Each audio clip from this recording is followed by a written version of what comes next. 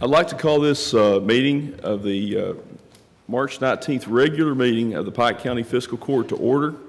Before we begin, I'd like to ask everyone to put their cell phones on silent or vibrate so that we don't disturb the meeting. We have a very, very long agenda today.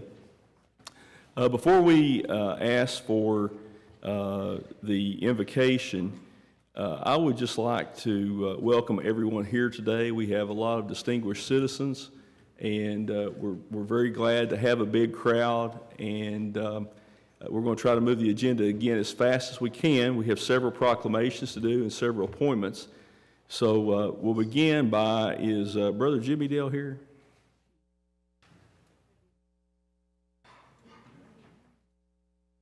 Jimmy Dale, would you please say the invocation?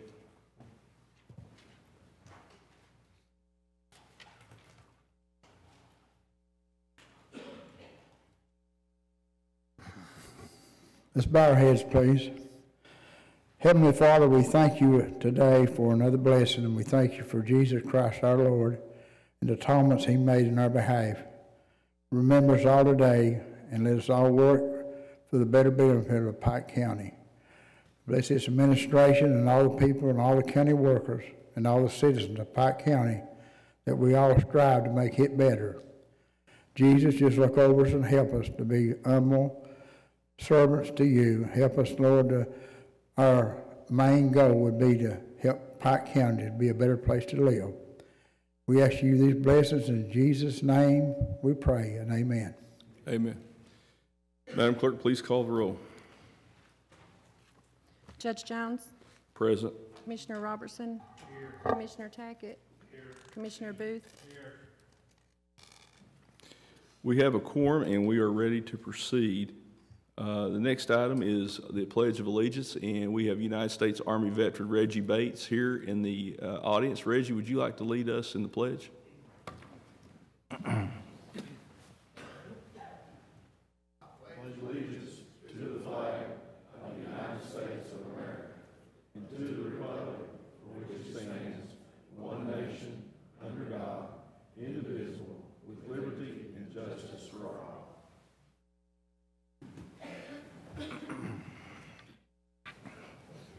Thank you, sir.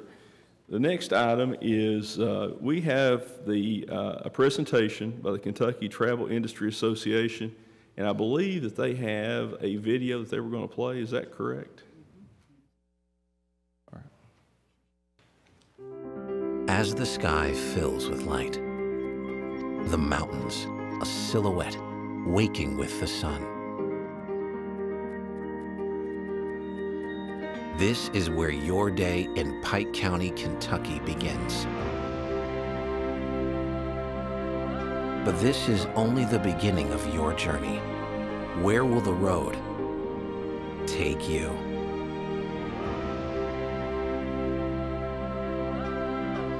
It starts with water, a tranquil cast of a line.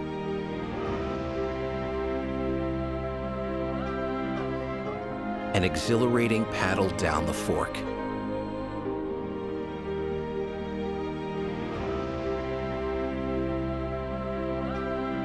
Travel deeper and discover a legendary rivalry between two families who once called these mountains home. The Hatfields and the McCoys.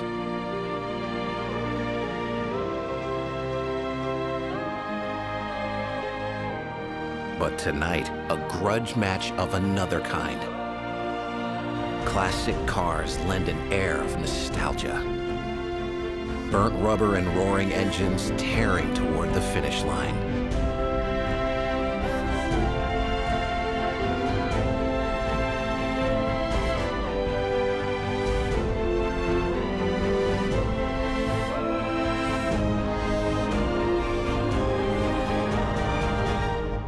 And as the last light dips out of view, you can't help but wonder, what will tomorrow bring? Another beautiful adventure in Pike County, Kentucky. At this time, I'd like to ask Mr. Tony Tackett, the Executive Director of the Pike County Tourism Convention and Visitors Bureau, and Hank Phillips, President and CEO of the Kentucky Travel Industry Association, please have a seat at the table. They would like to discuss the award that was received by the tourism. And gentlemen, welcome. Thank you, Judge. Please proceed at your convenience. Well, thank you very much. My name is Hank Phillips. I'm the president of the Kentucky Travel Industry Association. We're here really for a couple of reasons. We want to spend just a couple of minutes talking about tourism as an industry and what it's doing for Pike County and what it can do for Pike County. And then, in recognition of the impact that tourism is already having here in your communities and throughout the county, we want to present a very special award. So let me first tell you a little bit about our association. We are the association representing the travel and tourism industry of Kentucky. The way I describe it to folks is we're the same as the Kentucky Chamber of Commerce, representing all businesses, but in our case, the businesses we represent are those that make up the tourism industry of the Commonwealth. And this part of the conversation I'd like to have with you began with a meeting I had a while back with Deputy Judge Hickman, and we had a great conversation about tourism. He explained to me that, Judge Jones, you are an advocate and one of those folks, leaders who understands the value of tourism, and from my experience with you when you're in the legislature, that's absolutely the case. But he was also saying that the commissioners also understand and appreciate tourism, and I said, well, if I could ever come back and just have a conversation and discuss tourism, I'd love to do that. And so before I got back home to Lexington I had that invitation to come and to talk about the tourism industry, especially as it relates to Pike County. I do not want to come off sounding like one of those 50-mile-away type experts, but I will share with you just a few points of observations and suggestions that I think would be good, and then if I'll take any questions that you might have, any reactions, rebuttals, and then we'll move on to the award. I know you have a busy agenda, so I don't want to take too much of your time. And let me first clarify just a bit. That video you just saw, which, you know, it's the first time I've seen it all the way through. I'm telling you, it hit me that it would be great for every kid in grade school and middle school in Pike County to get to see that video, because this is a fantastic place. And sometimes the folks, especially the younger folks who we want to keep here, they don't always understand and appreciate the special place in which they live. And that video, which was produced in collaboration between your Pike County Tourism Office, the Kentucky Department of Tourism, and their agency, the Miles Agency, that's the result of what I'm going to talk about first, which is collaboration. The only thing our organization had to do with that is that they won one of the most prestigious awards we give each year for that video, and it is very, very well done and presents Pike County and in a very the special way that this place is. I mentioned collaboration. I just want to say very quickly, I know that each of you are elected officials, and you have your districts and then your county to look out for. But when it comes to tourism, it's really important to understand that it's bigger than any one jurisdiction. When somebody travels, they don't pay attention to which side of a city limits they're on or which side of a county line they're on. If you think about your own travels, you probably pay very little attention to those kinds of things. You travel for experiences. You travel for memories that you take back home with you. Leave your money here, take your memories back home. Well, if the customer of tourism doesn't pay attention to city, county, even state lines, it's really important that those of us who market to those customers, those visitors, and serve them, that we not pay too much attention to that either. In other words, to turn that around, city, county working together is hugely important when it comes to tourism. Counties working with nearby counties and creating a regional destination, even state to state working together. So that's one quick point I would offer to you is as elected leaders to encourage that kind of collaboration and interaction and coordination between all of the great locations and destinations in this part of the state. I would also say to you, and I can speak from direct experience, that I would encourage everyone who has anything to do with it to recognize that Pikeville is an awesome location for meetings and conferences. Between the Expo Center, your quality hotels, your tremendous restaurants, and attractions like Dueling Barrels, this is a place where people should be coming and holding their meetings and conferences. Now, that's easier said than done. It takes a plan to really go after that business. It takes sustained effort, not just a couple of trips to meet with a few associations, but an ongoing drumbeat of effort to bring those conferences here. You have a challenge, certainly. We're sitting at one end of a long state. And for state associations like ours, you know, with members all the way as far as Paducah, that's a long drive. And that's a bit of a tough sell.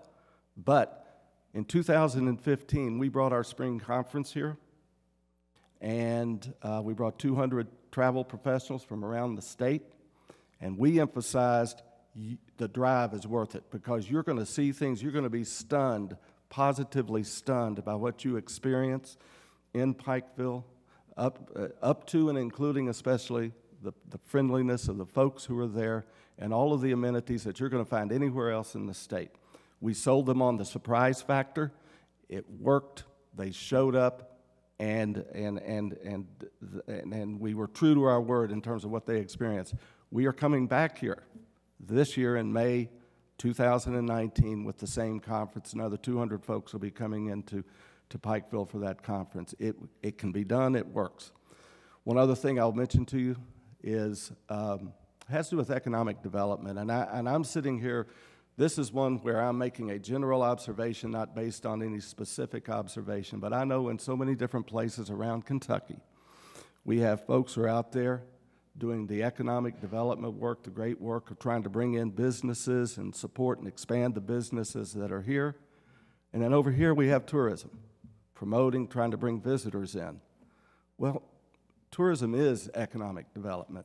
And economic development is tourism. So I would encourage you, the extent to which you influence strategies and efforts and so on, to encourage economic development folks and tourism folks to understand they are in the same boat. They may have different seats in the boat, but they're in the same boat. I have this kind of dream for Eastern Kentucky, and there's no better place than Pikeville for it to be. Over in Virginia, there's a homestead. West Virginia has a Greenbrier. Well, why not Eastern Kentucky? Why not a world-class resort-type location in Eastern Kentucky? It takes economic development and tourism working together to reach out to developers and the public sector to make something like that happen. I think that can happen, and I think we should dream big, and I would love to see that someday right here in Pike County. Last thing I'll mention to you, just from these observations and comments and ideas and suggestions for you, is you have some top flight tourism professionals in this community, whether it's Tony Tackett or Jimmy Taylor with the 2 tourism commissions, or the professionals that at your hotels, high quality hotels, the Expo Center, and I keep saying Dueling Barrels, and all the other places that attract and serve visitors. Listen to those folks. Appreciate their efforts and really reach out to them as the elected leaders They are the experts of tourism. I'm going to tell you a quick story. I will not name names. I was sitting in front of a county judge the other day. There's an issue in his county, somewhat of his making, and in the course of the conversation, he said to me, if I had my druthers, there would be no tourism commissions in this state. I said, really? And I said, Judge, tell me, what's your professional experience in tourism? I don't have any. Fired right back at me, don't have any. I said, well, I said, who would do tourism? Who would foster this important industry in your county? He said, county government can do that. Well, with all respect to him and anyone else who might think that way, tourism is a deceptively complex, a deceptively technical industry. Technology is ruling the day now, like with everything else. Market research, identifying target markets to go after both geographically and demographically and all the rest. It is a technical, complex endeavor, and you have some experts here. So I would just reach out to you to say, understand you are blessed with some top quality folks, and I would encourage you to support their efforts as much as you can. Hold them accountable. Look for results. Ask for results. Make them show you what their efforts have resulted in. But at the same time, you're holding them accountable. Hold them up and support them in any way you can. Those are just some quick observations and comments about this really important industry to our state and very, very important industry to Pike County. Now, I want to move on with the award, but I want to pause. Before we do that, Yes, sir. There's some special guests that we have. I would like to ask Pikeville Mayor Jimmy Carter, City Manager Philip Ellswick, Commissioner Allison Powers, and Mr. Jimmy Taylor to come up and join you here at the table, if you could do that, please. Collaboration starts here. If there's any other members of the City Commission here, I don't see them, but if there are, they're more than welcome. We'd love to have them come up. And before I turn it over to Tony, we don't always have distinguished guests like the mayor here, but I would like to ask the mayor to say a few words, and Commissioner Powers. Good morning. Welcome, sir. Good morning. Good morning. That one may not be working. You might have to use the. Good morning, Judge, Commissioners. Good morning. Very honored to be here. Like I said, we don't get to meet together a whole lot. I hope that's going to change, and we've talked that it's going to change. So after y'all get your feet up under you, we've got, I'm sure, a lot of things that we can talk about. Tourism is something that's dear to my heart, and downtown revitalization, as everybody knows. Tony does a super job, an absolute fantastic job of getting these motor coaches in here. What'd you tell me last week or two? It was, you got 20-some coming this year. Now that's 20 groups coming in here spending 2 or 3 days, spending a lot of money in Pikeville and in Pike County. And then Jimmy Taylor, Andy Linton, they give them something to do when they get here. So it's really been a great collaboration together to make sure that once Tony gets them here, we got something for them to do. And trust me, we have a lot of people that have been visiting here lately and recently, and they just can't get over how during the spring through the fall, late fall, how much there is to do in downtown Pikeville during the week and the weekends. You know, just this past weekend with the St. Patty's Day run and the St. Patty's Day festivities. So I can't say enough about how Pikeville and Pike County tourism work together and really make it happen. Now, can we do a lot more? Yes, and we plan to do a lot more. I want to go 12 months a year and have stuff going. And I said no through December, but we've got Winterfest now, so that gives us December. So Jimmy doesn't always like that, but we're going to have something going 12 months a year. We want something all the time going on in downtown Pikeville. And again, thank you all for letting us come. And Commission and Judge, I want to thank you all for the work you're all doing and handling and taking on the big questions and making the answers come.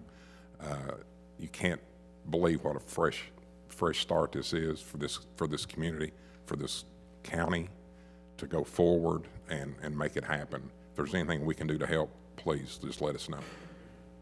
Mayor, we appreciate y'all being here. Commissioner Powers, would you like to add I'll anything? just briefly say that I and the city commissioner are very, very proud of Tony and Jimmy and all of you guys and the work that's been done towards tourism, and thank you for having us here. Very honored. Thank you.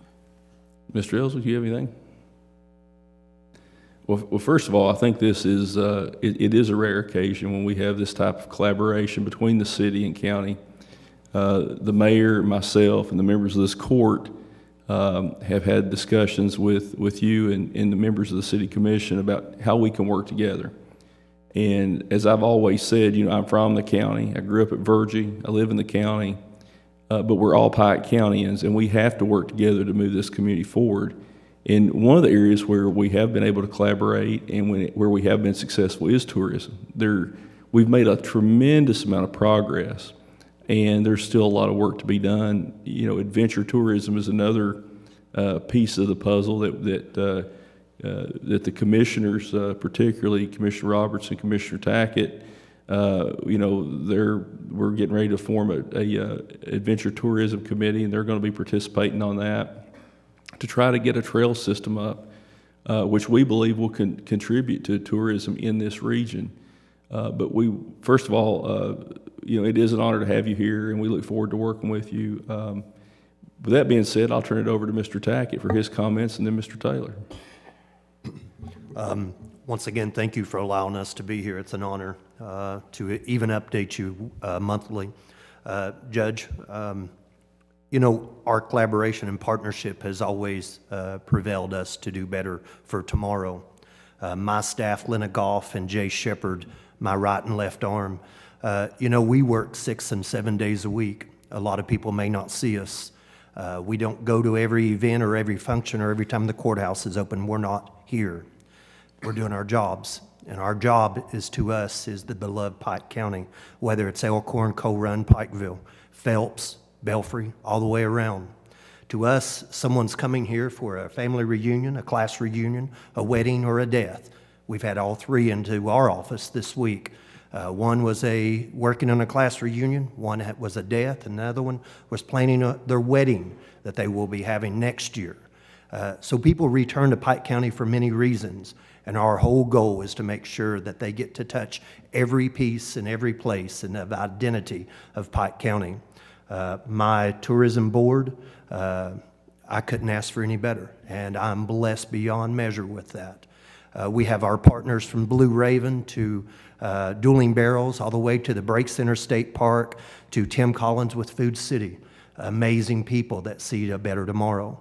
And so once again, thank you for being our right arm and assisting us in every chance. I just tell you, be ready for a busy season because 2019 is the year. Thank you. Mr. Taylor? Yeah, I'd like to echo Tony's remarks. 2019 is going to be a very busy season. Pikeville City Tourism really couldn't do it without our Mayor Jimmy Carter and our support from our commissioners. They give us great latitude on the events we have, and we're very lucky that they let us put on some great events. Being recognized as one of the state's highest tourism revenue generators is a great honor, not only for Pikeville, but for Pike County as well. We're very honored and blessed. Thank you. Thank you, sir. Do the members of the court have any comments or questions?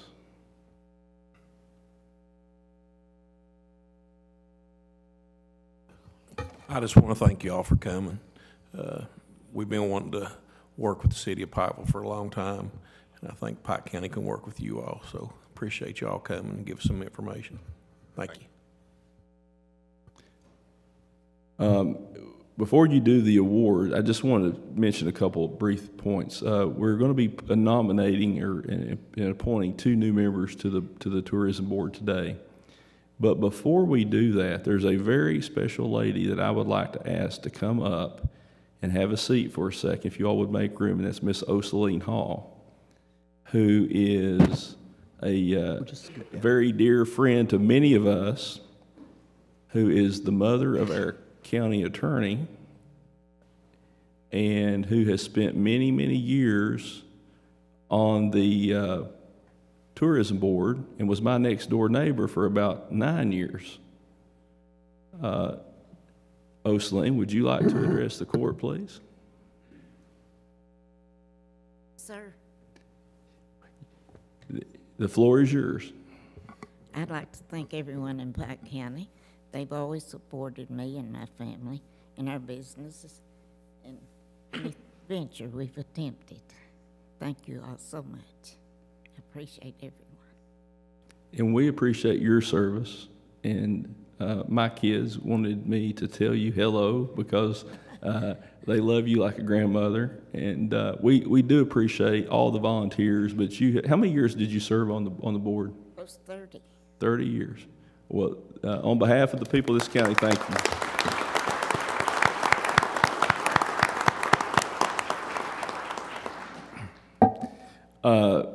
Sir, go ahead with the award.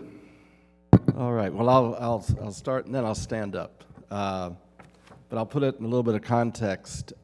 Tourism industry in this state is a $15 billion industry. Supports nearly 200,000 jobs across Kentucky.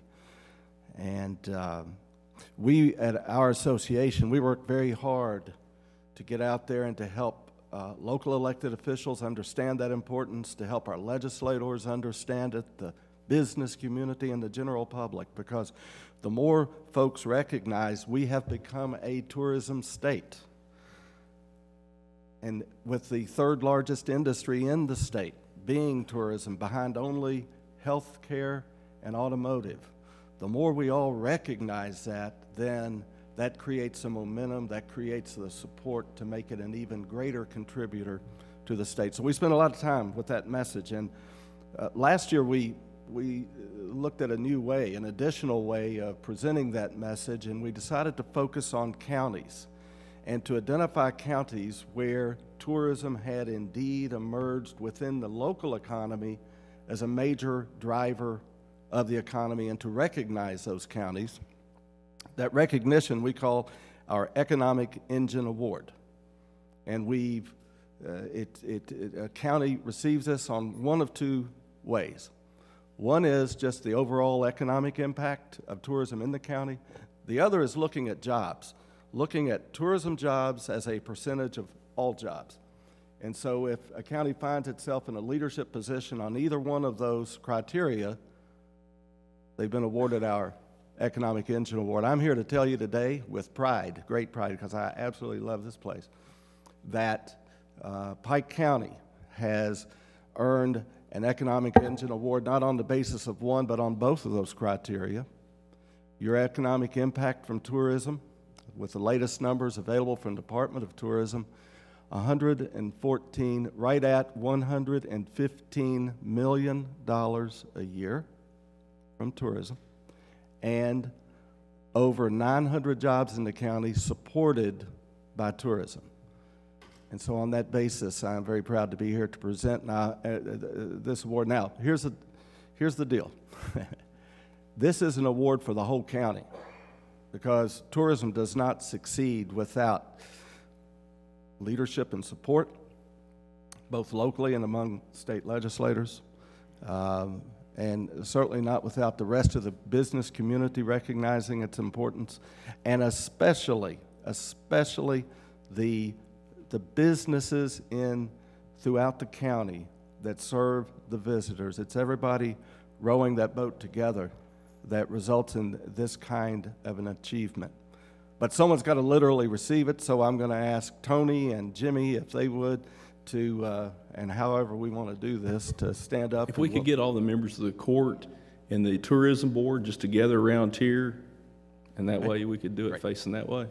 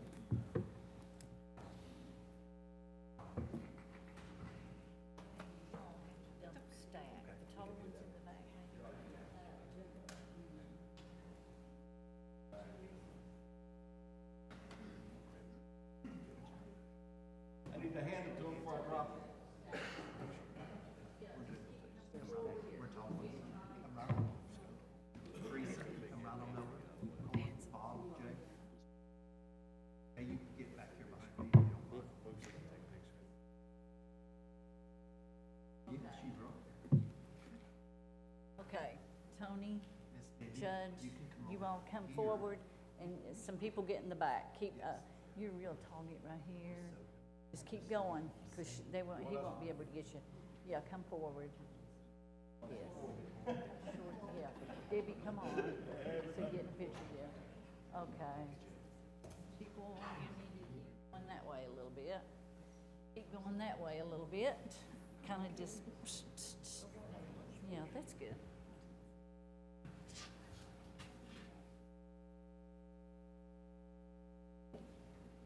I'll just round out the comments to say, everyone up here, but everyone in the community, if there's not that friendliness that people experience when they come here, they're not going to come back.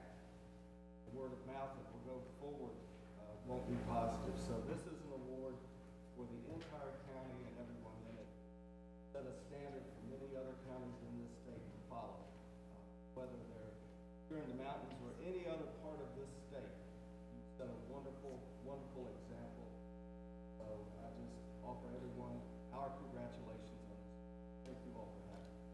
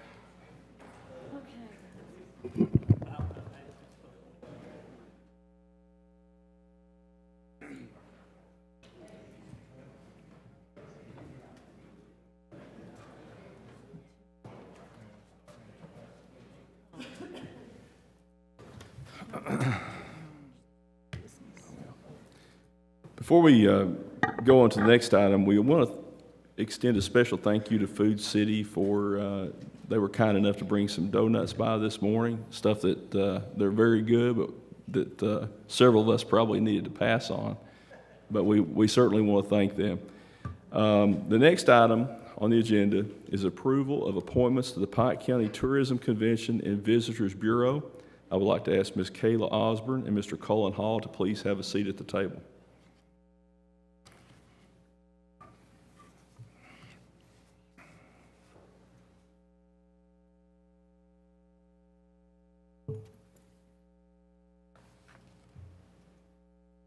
Welcome. Kayla, would you begin by telling us a little bit about yourself? And you have been nominated for the Hotel Motel member of the Tourism Convention and Visitors Bureau. Would you tell us a little bit about yourself, where you work, and a little bit about your experience? Sure. I am born and raised here in Pike County, so glad and honored to be part of this committee and all of the opportunities that are ahead of me. So I'm very thankful, very optimistic for everything that's going to be ahead of me.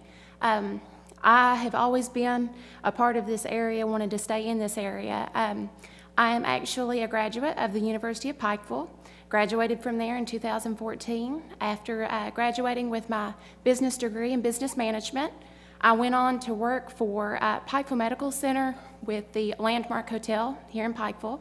I started there in fall of 2014 as their events coordinator.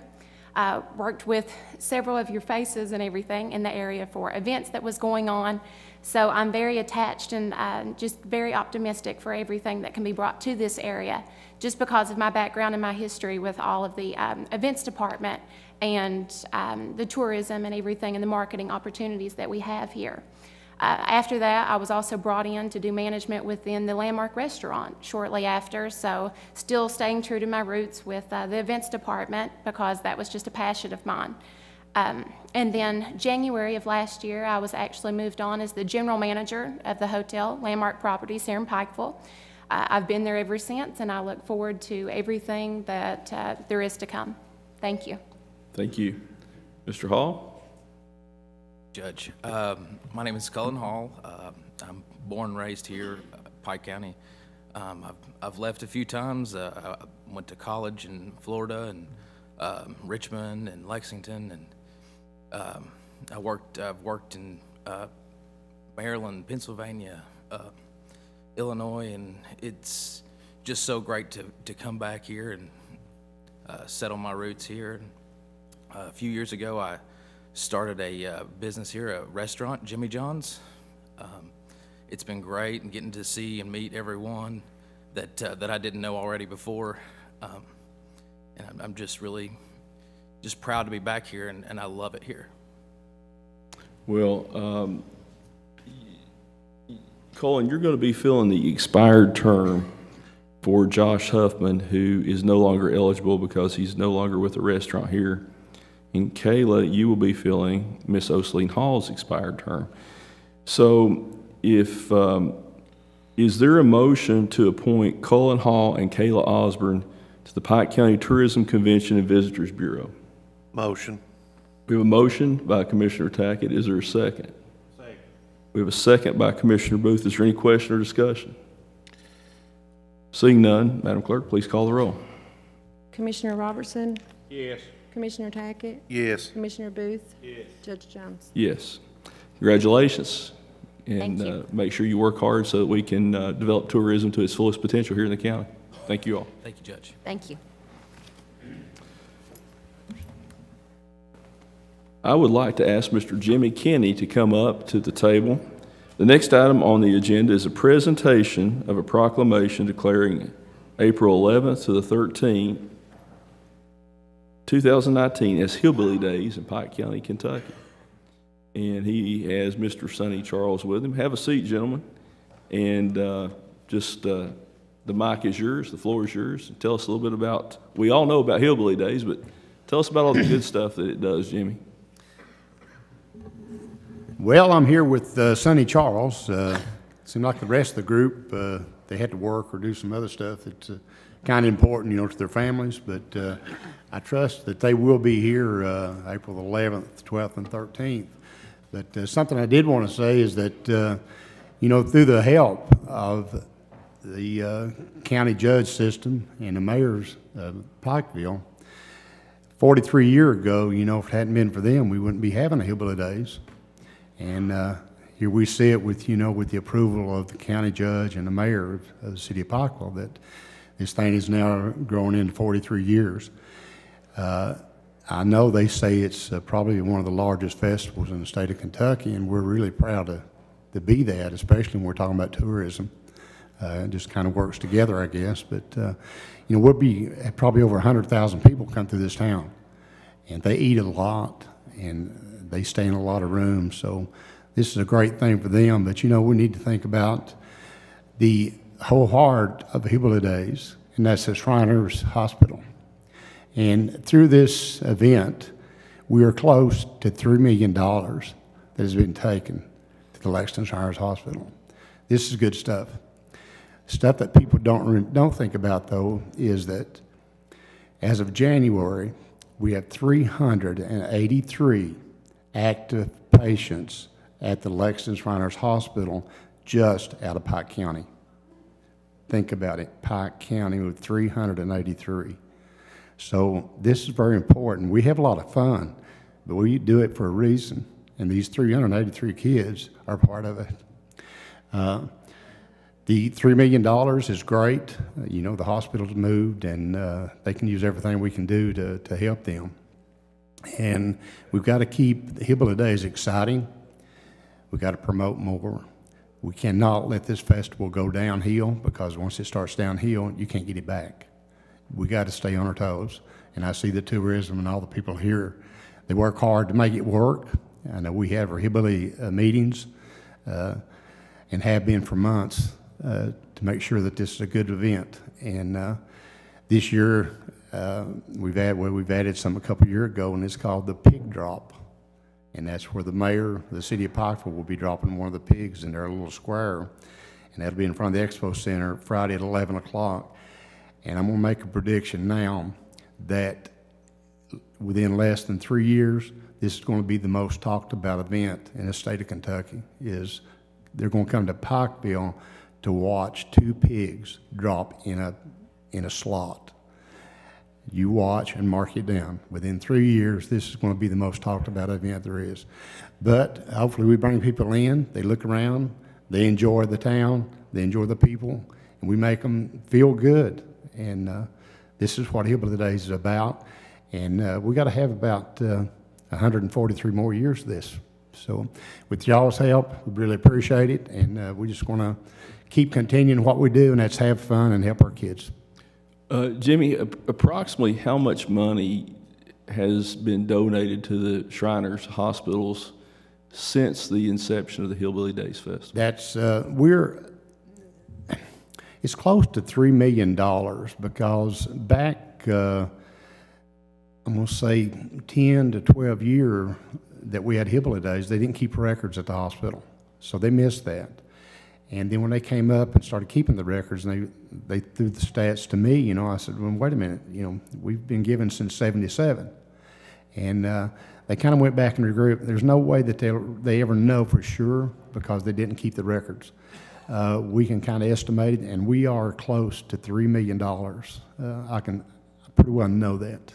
Well, first of all, let me thank you for the work you've done not only on Hillbilly Days, but on Hillbilly Christmas in July and all the other programs. What you guys do is not just in April. It lasts all year long. You're always working for the Shriners hospitals and the kids. Sonny, we appreciate you all. Before we move on, I would like to present the proclamation. I'd like to ask the Assistant County Attorney to read the proclamation publicly, please.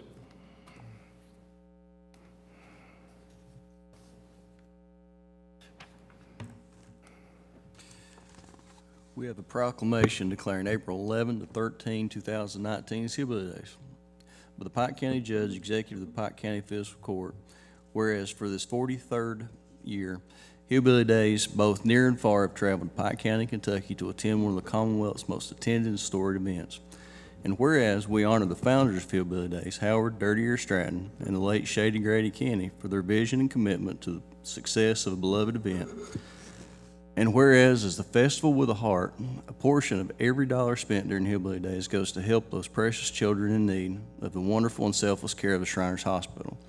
And whereas Hillbilly Days is a source of pride and accomplishment for all Pike Countyans, and now, therefore, Reyes Jones, Pike County Judge Executive, and the Pike County Fiscal Court do hereby proclaim April 11th through 13th, 2019 as Hillbilly Days in Pike County, Kentucky, and urge all citizens to participate in the many activities to support this worthwhile event. And might add here that the two pigs that we drop will be named Dirty Ear and Shady Grady. That's fitting. That's official, and that's the names from now on out. Do the members of the court have any comments on this proclamation? I just want to thank you all for what you do, Jimmy, and Sonny, and the rest of the Shriners. I mean, it's a goes to a good cause, and just thank you all. Thank you. Appreciate it. I just want to do the same thing. Thank you, fellas, for what you do. I mean, y'all have done an amazing job over the years, as far back as your dad, Jimmy. Sonny works his tail off on it all the time, too. So I just want to thank you all for what you do for the Shriners and the kids. We have a good time, too. Yes. Yeah, also, I just want to thank y'all. It's a great organization, great time, stuff, and all here in Pikeville, and I want to thank y'all very much for it. Thank you. Jimmy, this Hillbilly Days Festival and the work it does makes me proud to be a Shriner also. And again, thank you all for the hard work. Gentlemen, let's go down front and present this proclamation to Jimmy and Sonny. Is this where we honor the cob? We're not doing that here.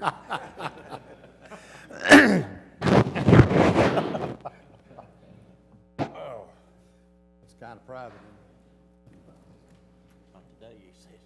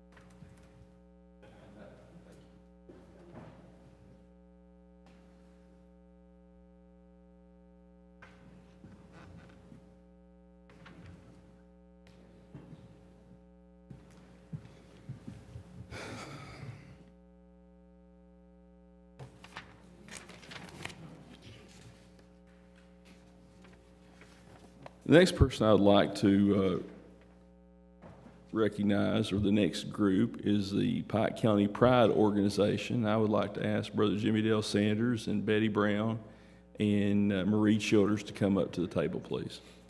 And also Mr. Bruce Anderson, our Solid Waste Enforcement Officer.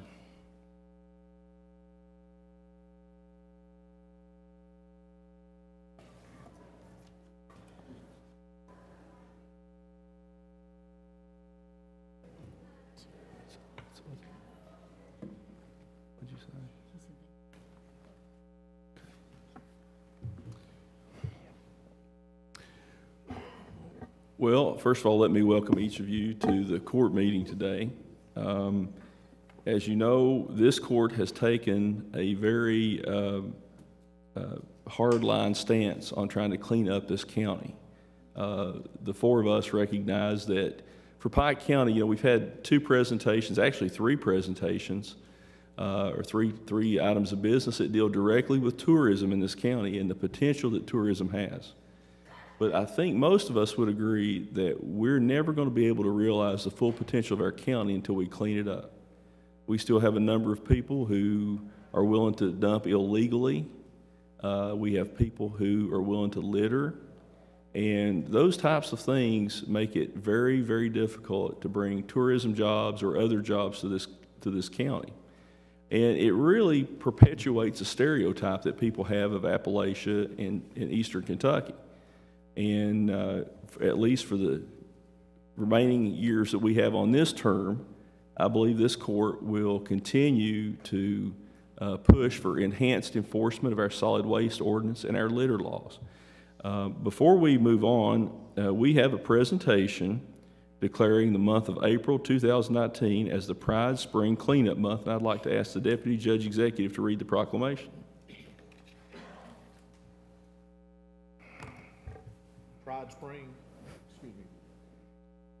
Pride Spring Cleanup Month.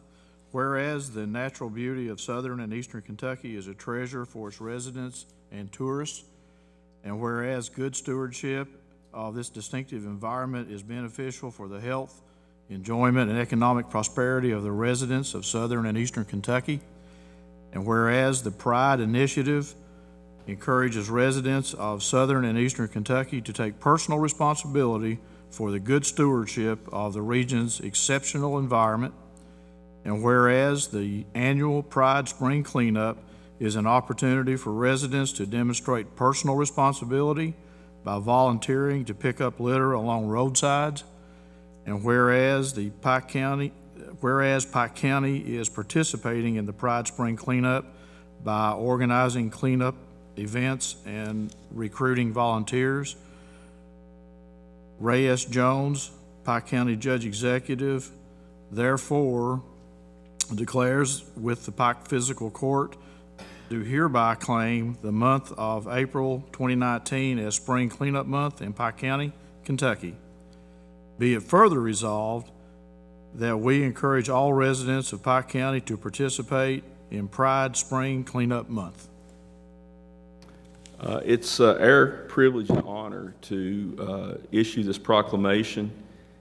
Before we step down for another photograph, I would just like to ask the members of the court if they'd like to speak about the Pride program or about the position that this court's taken on solid waste enforcement and litter abatement.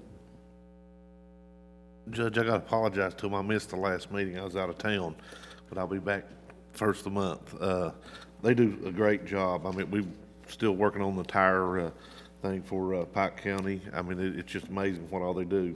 I mean, it's everybody needs to come check it out. I mean, we talk about some good stuff for Pike County. Thank you all very much for letting me be a part of that. Yeah, I'd like to thank them. I think they do a fantastic job with the spring and the fall cleanup. They get out and pick up a lot of litter along the side of the roads and everything and all. And I'd really like to thank y'all for all that you do for this county. I just want to thank you all for everything you do for the county. If we don't have a clean county, people don't want to come here. So we need to do that. And Bruce, I hear you're doing a pretty good job too. Thank you. If you would, Bruce, just turn your microphone on there, I want to introduce to the members of the county, the people who may be watching this, and members of the audience, Mr. Bruce Anderson. I've known Bruce for a long time. When I first got out of law school 25 years ago, Bruce was a Pikeville police officer.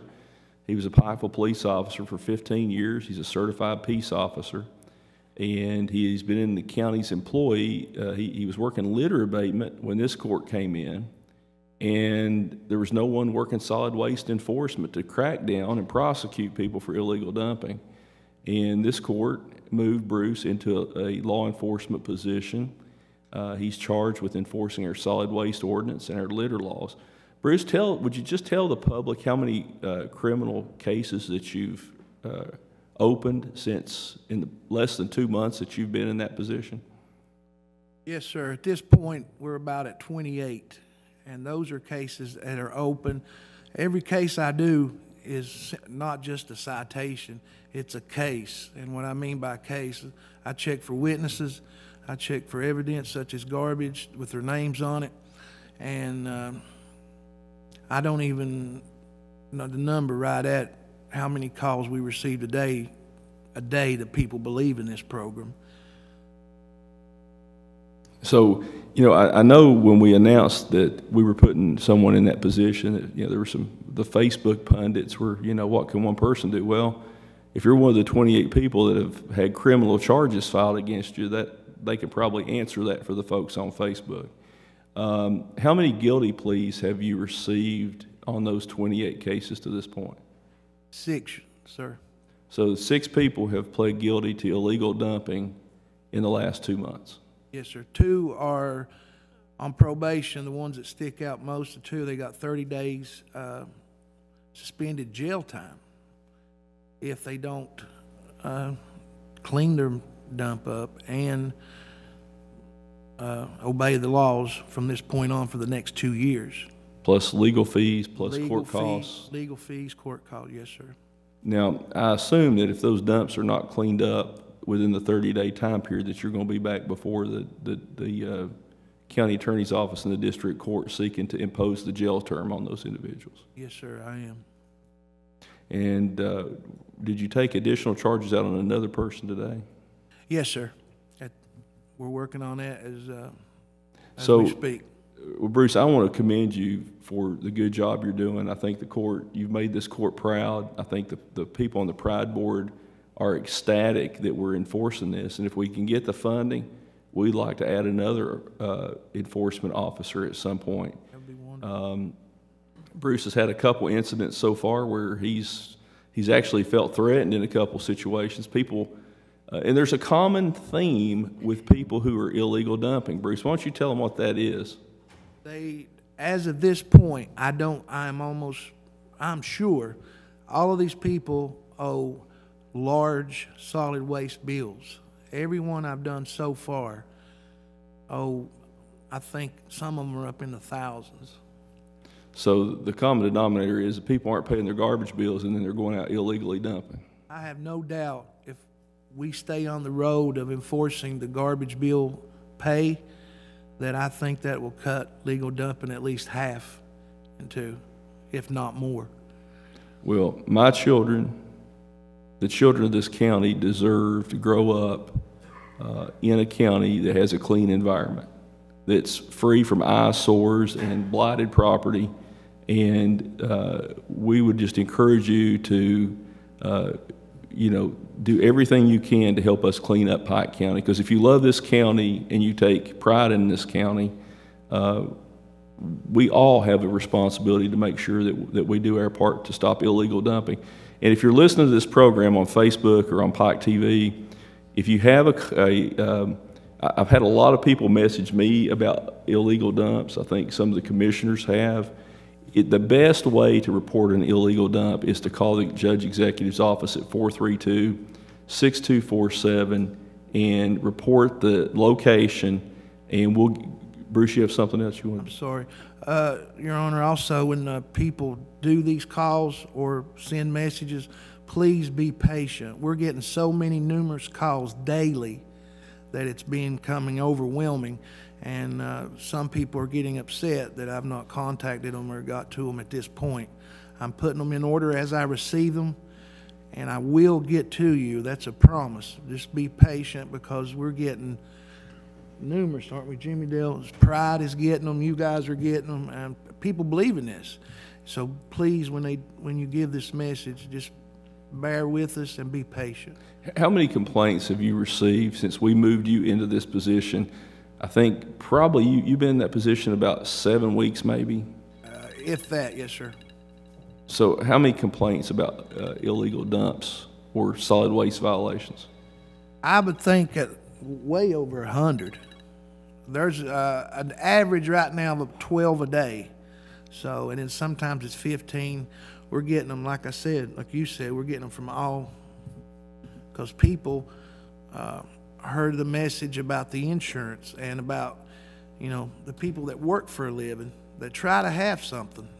The guys that are girls at the cookie factory, or the coal miners who obey our laws, who have and try to have something, are very proud of this program.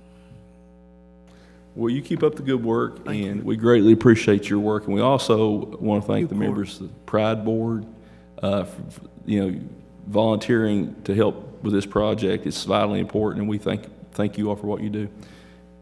Jim, would you all like to step down and do a photograph with the proclamation? Do I go? You go.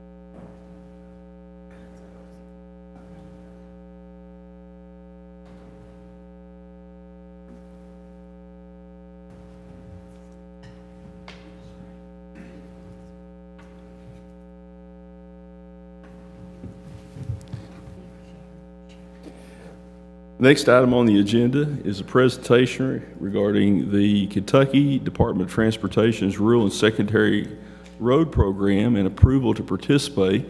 And I would like to ask Mr. Joe Stanley from the Kentucky Department of Transportation, District 12, Highway Department District 12 office, and former Pike County Fiscal Court employee to come before the court and present the program.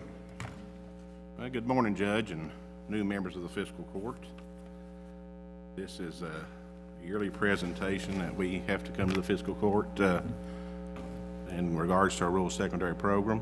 The laws that govern the program require us to come before the court, present our anticipated plans, accept any new plans that you all may want to submit, and I'll briefly go over a little bit of the money from the program.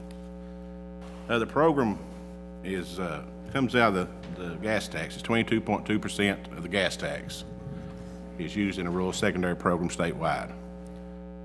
And for Pike County this year, the anticipated allotment is $2,983,889. Now, out of that, they allot a certain amount of money per mile per road for just general maintenance of the rural secondary roads. That comes to just over $1 million. Then there's an administrative expense that comes out. That's $2,400. And also, for the past 8 or 9 years, they've been giving the county a flex money, which is money that comes out of this program that the county can use on county roads. And this year's allotment is $372,529. which leaves $1.5,740,360 to be spent on improvements on the rural secondary roads. Not just the general maintenance, but improvements. And I have submitted the list last week for everyone to look at, and I'll briefly go over that and answer any questions you may have regarding it. The first one we have on our list would be Lower Johns Creek, Kentucky 194, and that would be resurfacing from the Pike County, Floyd County line up to Sycamore. The next one will be Stone Cold, Joe's Creek, which would be resurfacing from Clevenger Branch over to 194, the Johns Creek end. Next on the list would be 292, the Aflex Burnwell Road, and we're looking at doing some paver patching on that route. Next would be 3416, Left Fork of Island Creek, which would be total asphalt resurfacing from beginning state maintenance out to 1426 Main Island Creek. Also, Kentucky 3417, Cedar Gap, Little Dixie Road. That's from the junction there at 1426 and in Island Creek up to Nightingale Lane. That's the resurfacing of that section. Next will be Kentucky 611 from Caney Mountain out to US 23. The other side of the hill was done last year, year before last, so this would make that entire route resurfaced. Next will be Long Fork of Kemper.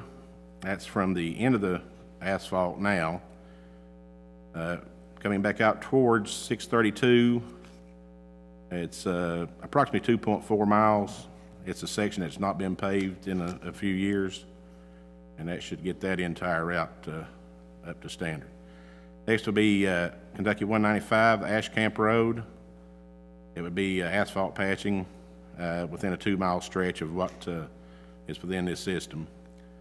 Next will be Kentucky 881, Brushy Road would be the old 119 section, be from 119 to where it switches to go up on the actual Brushy Road. And the last one on the list would be Caney Fork of Johns Creek, which would be resurfacing. It would actually be the second bridge from Johns Creek out to 194. And that's what we are planning on sending in. We'll accept any recommendations you may have. I gave everyone a list of roads that's eligible to be resurfaced, and I can try to answer any other questions you may have on any of the other ones. Just in case the folks that watch the program, could you explain how these roads are selected? They're selected by our district office. These are roads that we have more control over than our major primary roads or state secondary roads. The pavement on those roads are selected from a pavement management branch in Frankfort. They meet with us and tell us what our allotment of money is and pretty much where we're going to spend it at. All right. So, and there's a few projects on that system that was on the major primary system that were left off from last year because it got a little late in the season. 319 at Hardy will be paid from the ballpark out to 119 this year. 23 from there to Penny Road intersection down to, it's the off-ramp there at the Quality Foods at Robinson Creek. That'll get done. And then with this year's allotment of the money in the rural and MP resurfacing, Kentucky 468 Lower Big Creek will be resurfaced from there Sidney Cole down to Long Branch where you go across Turkey Creek. And 122 Indian Creek will be paved from Osborne Fork out to the Double Quick. Joe, before I entertain a motion to approve participation in the rural secondary program, I want to thank you for all of your work to help us through this. You know, we've had a lot of slides, embankment failures, and you have been a tremendous help to the members of the court and the road department, and we greatly appreciate that. I know our road supervisor, Fabian Little's called you from time to time. We appreciate your help. We appreciate your dedication to the people of this county, and it's very much appreciated. Thank you very much. I also mentioned to Fabian I was going to bring a flex form for him to pass around, but he can stop by my office and get it any time. That will probably need to be submitted May, 1st of June, somewhere there. For the flex funds. The flex funds, yes. You know, one of the issues that I would ask you to look at is Ford Mountain. As you know, that's been a problem for many years. There's a lot of people travel that road, and the county's road maintenance budget's about $2.5 million a year is what we have to take care of, somewhere near 1,200 miles of county roads. And as we discussed this morning, we really don't, because of the lack of protocols in adopting county roads over the years, we don't have a clear picture of how many miles of county roads we have, but it's somewhere around 1,200 miles. And we need, you know, we're going to need your help to try to figure out, make sure we've mapped everything. But we also need to see if there's any other source of revenue that we could come up with. Mr. Little did an estimate on Ford Mountain, and it was $800,000-900,000 alone just for embankment failures, guardrails, and asphalt. And that road is in pretty bad shape. It's got some areas where, you know, they've had some embankment failures. They've had to go in and drive steel, but it's in bad shape, and there's a lot of people.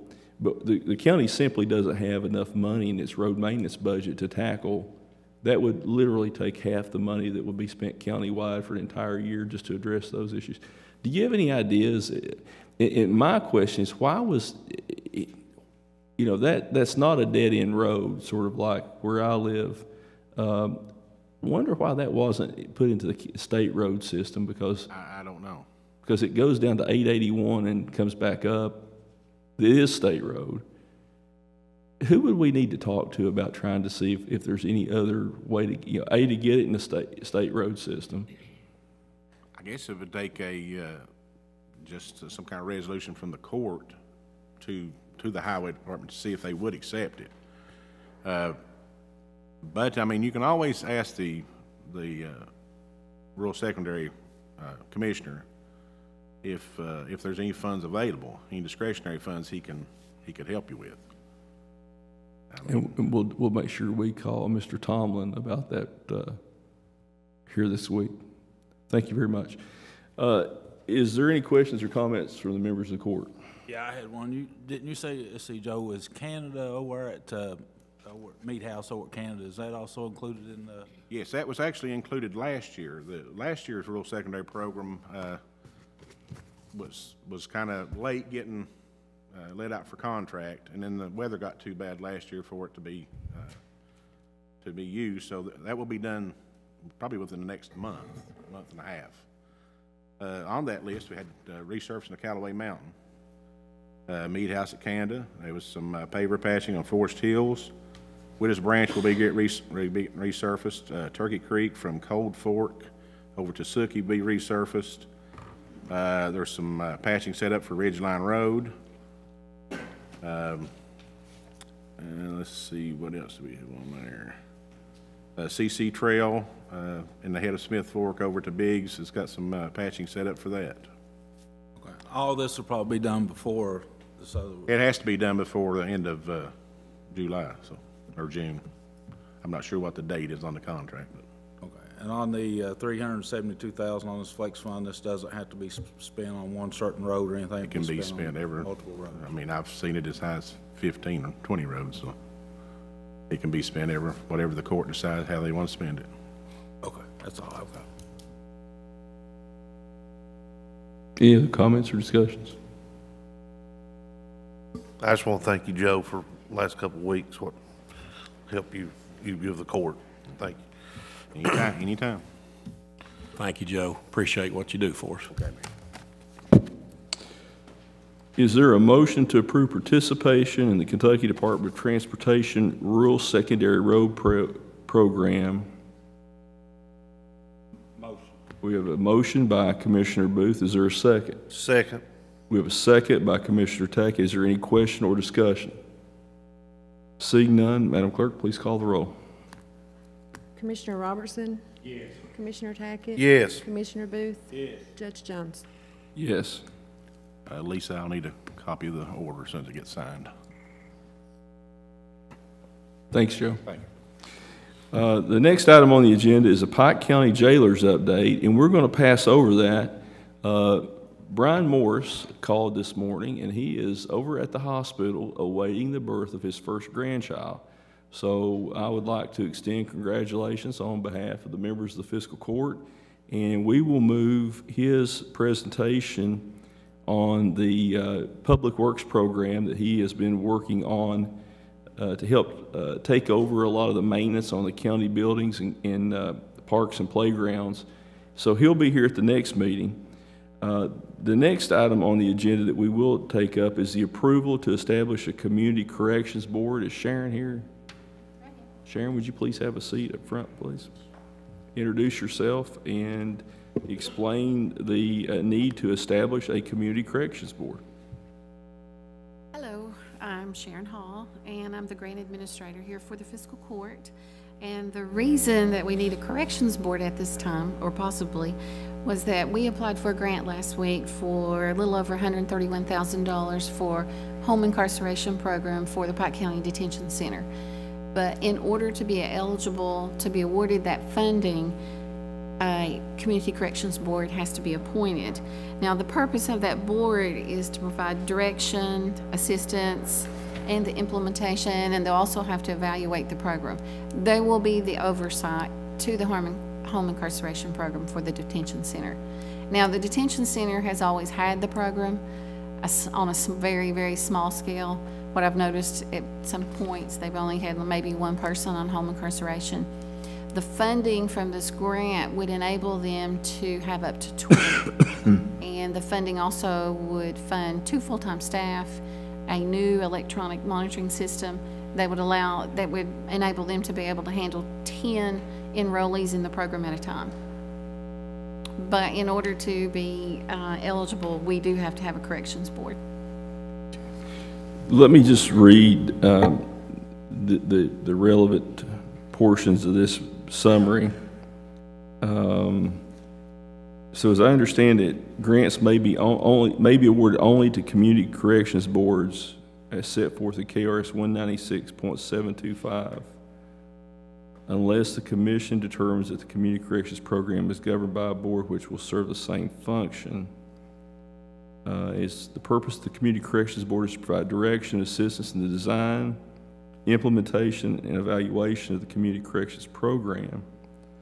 The board shall be organized as a nonprofit under KRS 273 and shall consist of not less than 8 members and shall include judges, Commonwealth's attorneys, defense attorney, crime victims or survivors, community leaders, social workers, law enforcement officers, probation officers, and other interested parties. So if we authorize establishment of the board tonight, it would seem to me then that we would have to have I'm not sure if the assistant county attorney would have to do this. Have you looked at any of the, when's the deadline for having this board in place? It was actually, we were supposed to have it before applying for the funding, but I sent in a request and said, can we just, because it's like, why do you need it if you don't have the program, if you don't get the money? So I just went ahead and applied for the money last week for the grant and told them that we would establish the board at this meeting. What we need you to do is to get with another county that has established a board so we can get their articles, their bylaws. Yes, and we need to get their articles of organization, because where we have to organize it as a nonprofit under KRS Chapter 273, I'm not sure if we would also have to have a nonprofit authorization from the IRS. See, we do. So it's more than just us authorizing it, and then we would need to have some type of articles and bylaws. Yes. They want evidence that you've had your monthly meetings, quarterly meetings, and of course the grant, like most, you'll have to do reports, quarterly reports. So what we're going to have to do is going to take a little bit more work. I think the most we could do today would be to authorize establishing the board. Yes. But then you would have to go back, we would have to put the whole program together, come back and do it by ordinance. Yes, and I'll have to send them the list of board members and the whole thing. Yeah, we would have to figure out how many board members we're going to have, who they're going to be.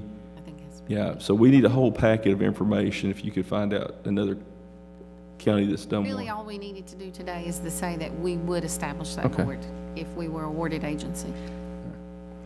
Is there a motion to approve the establishment of a community corrections board? Motion. We have a motion by Commissioner Tackett. Is there a second?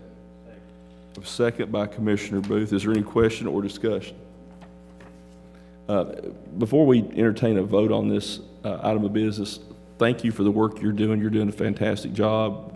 The court, just so the public will know, we're trying to reach out for every source of revenue that we can to help our sheriff's office, fiscal court, the jail, and thank you very much for your hard work.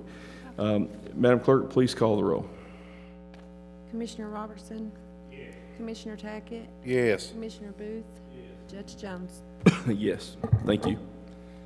The next item on the agenda is a matter that I told Mr. Brian Morris that I would present for him, since he is taking care of important family business.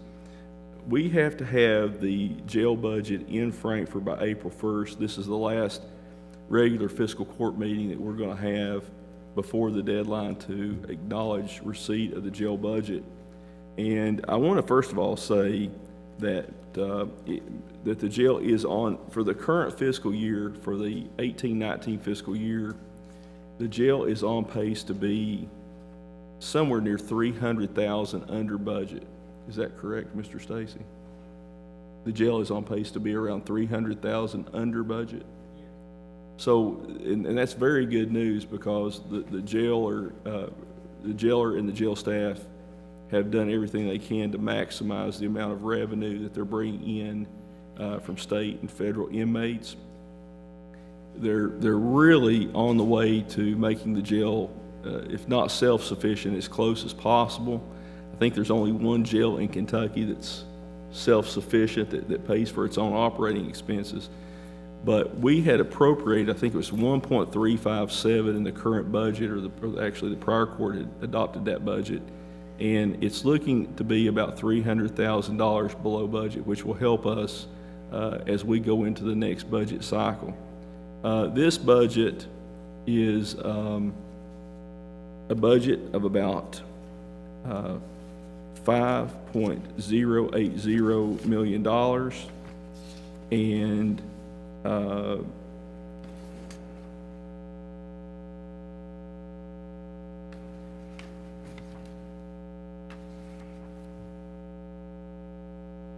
and he also, whereas we had budgeted, and the court had budgeted 1.357 for transfers in the last budget, that is down to $994,000 in the current proposal. And the treasurer and Mr. Morris and his staff have worked very hard to put together a budget to take into account the hard financial circumstances facing the county. Is there a motion to acknowledge the receipt of the Pike County jail budget for 2019 and 2020? Motion. We have a motion by Commissioner Robertson. Is there a second? Second. We have a second by Commissioner Tackett. Is there any question or discussion? Seeing none, Madam Clerk, please call the roll. Commissioner Robertson? Yes. Commissioner Tackett? Yes. Commissioner Booth? Yes. Judge Jones? Yes. And Mr. Stacy, you will see that this is submitted to Department of Local Government by April 1st. Is that correct? All right, thank you. Next item on the agenda is the approval of the appointment to the Pikeville Pike County Airport Board. It is my motion to reappoint Frank Hatcher, who's a current member. As you know, his family donated a large part of the property for the airport. He's a former Pike County Road Commissioner, and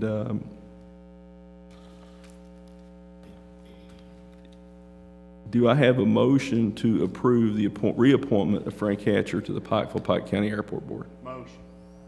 We have a motion by Commissioner Robertson. Is there a second? Second. We have a second by Commissioner Tackett. Is there any question or discussion? Seeing none, Madam Clerk, please call the roll. Commissioner Robertson? Yes. Commissioner Tackett? Yes. Commissioner Booth? Yes. Judge Jones? Yes.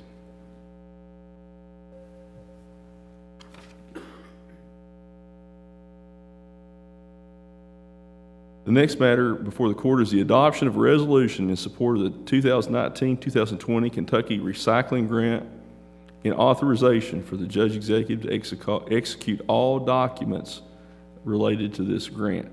And I would like to yield to Commissioner Brian Booth to explain this program. Judge, this is a program where we apply for money for a recycling program to get anything what we might need in recycling. This year we've applied for a forklift, some roll-off boxes, open-top roll-off boxes. We've also applied for some recycling trailers.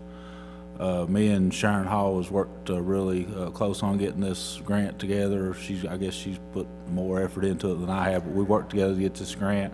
We've also got some roll-off, applied for some roll-off containers that will have on cardboard, newspapers, plastic on this grant. It's approximately in equipment a little over $100,000 just in the equipment. Then for some labor in it, the total grant comes to around about $164,000, I believe. One thing I'd like to also mention in this recycling, I don't think, well, some people does, some don't. We get a lot in this recycling. We get a lot of styrofoam. Styrofoam's not really recyclable in that. People puts also plastic kitty litter boxes that's not recyclable, from mini blinds to PVC pipe. Really what cardboard, any kind of papers, newspapers. But some of those items like that is just stuff that we have to separate through that takes time away from us if they just mainly put like bottle items into it instead of mini blinds and plastic forks and spoons and styrofoam and stuff. Those items we really takes time to discard out now in the recycling.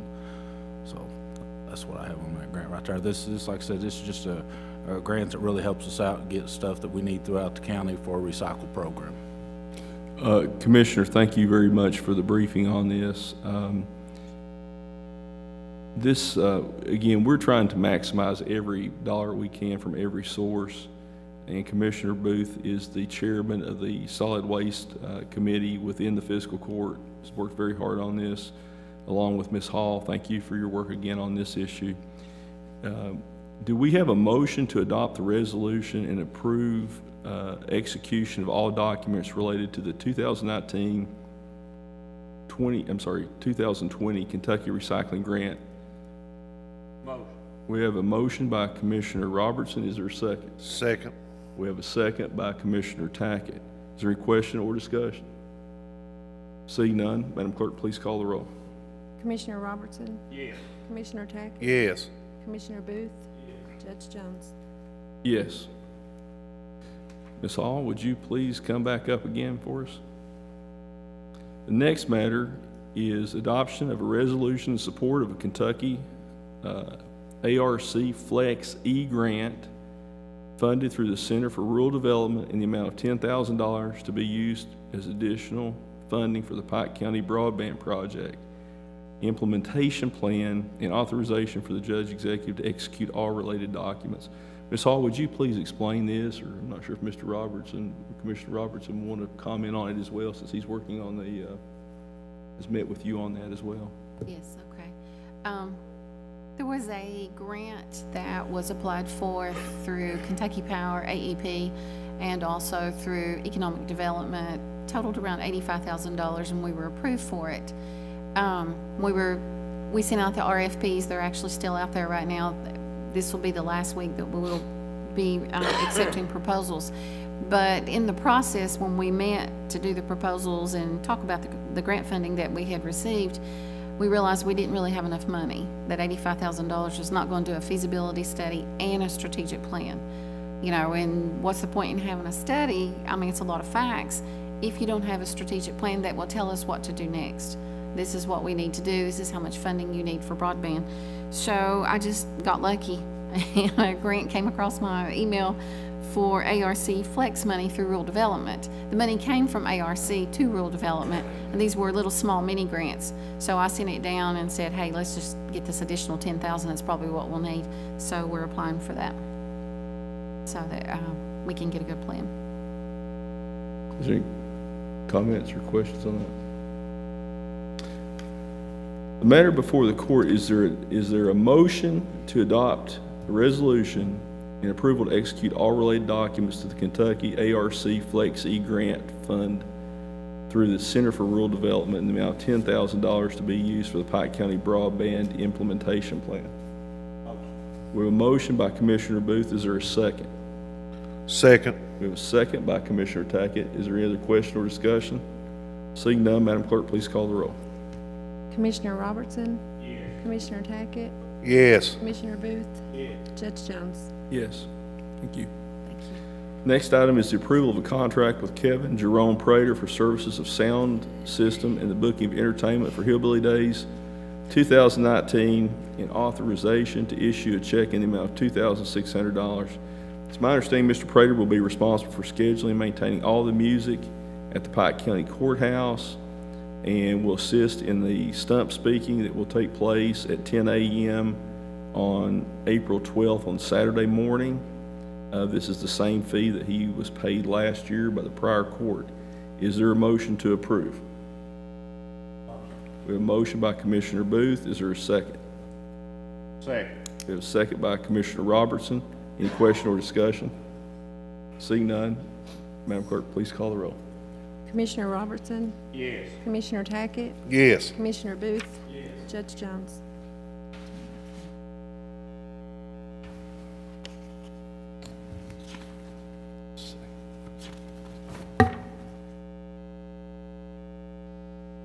It is the 13th, I'm sorry. Judge Jones? Yes, sorry. So I'm sitting here trying to read.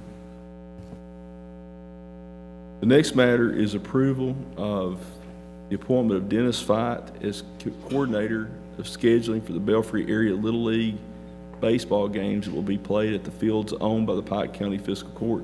Commissioner Booth, would you like to address this? Yeah, Dennis has always been very active in the Little League over there. He has grandkids that plays now, and his sons has been helping. One of his sons got a grant with one of the ball fields over there. They're redoing it now at Hardy Park, and both of his sons has got kids that plays in it, and also he's very active in it, so he would be good about scheduling all the ball games over there at the Little League fields. Is there a motion to approve the appointment of Dennis Fight as a coordinator for scheduling at the Belfry Area Little League baseball games to be played at the fields owned by the Pike County Fiscal Court? Motion. That was a tie. We'll go with Commissioner Robertson on that one. Is there a second? Second. We'll go, we have a second by Commissioner Tackett. Is there a question or discussion? Seeing none, Madam Clerk, please call the roll. Commissioner Robertson? Yes. Commissioner Tackett? Yes. Commissioner Booth? Yes. Judge Jones? Yes. The next item on the agenda is authorization to file legal action to have the tenant at the Dorton Community Park evicted. I think that that's a matter that needs to be passed over. Is that correct, Commissioner Tackett? Yes. Is there a motion to pass over? Motion. We have a motion to pass over by Commissioner Tackett. Is there a second? Second. Second by Commissioner Robertson. Madam Clerk, please call the roll.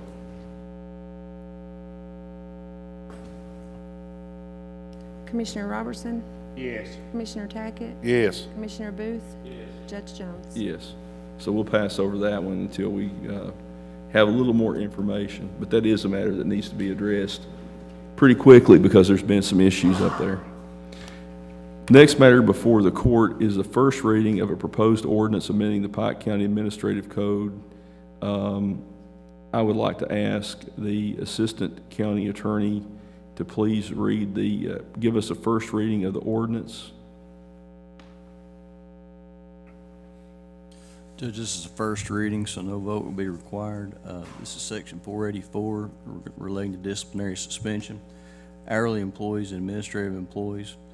Section 1, subsection C, currently states insubordination. Language will be added, unsatisfactory work performance or failing to fulfill an assigned task, dishonesty, or lying to a supervisor.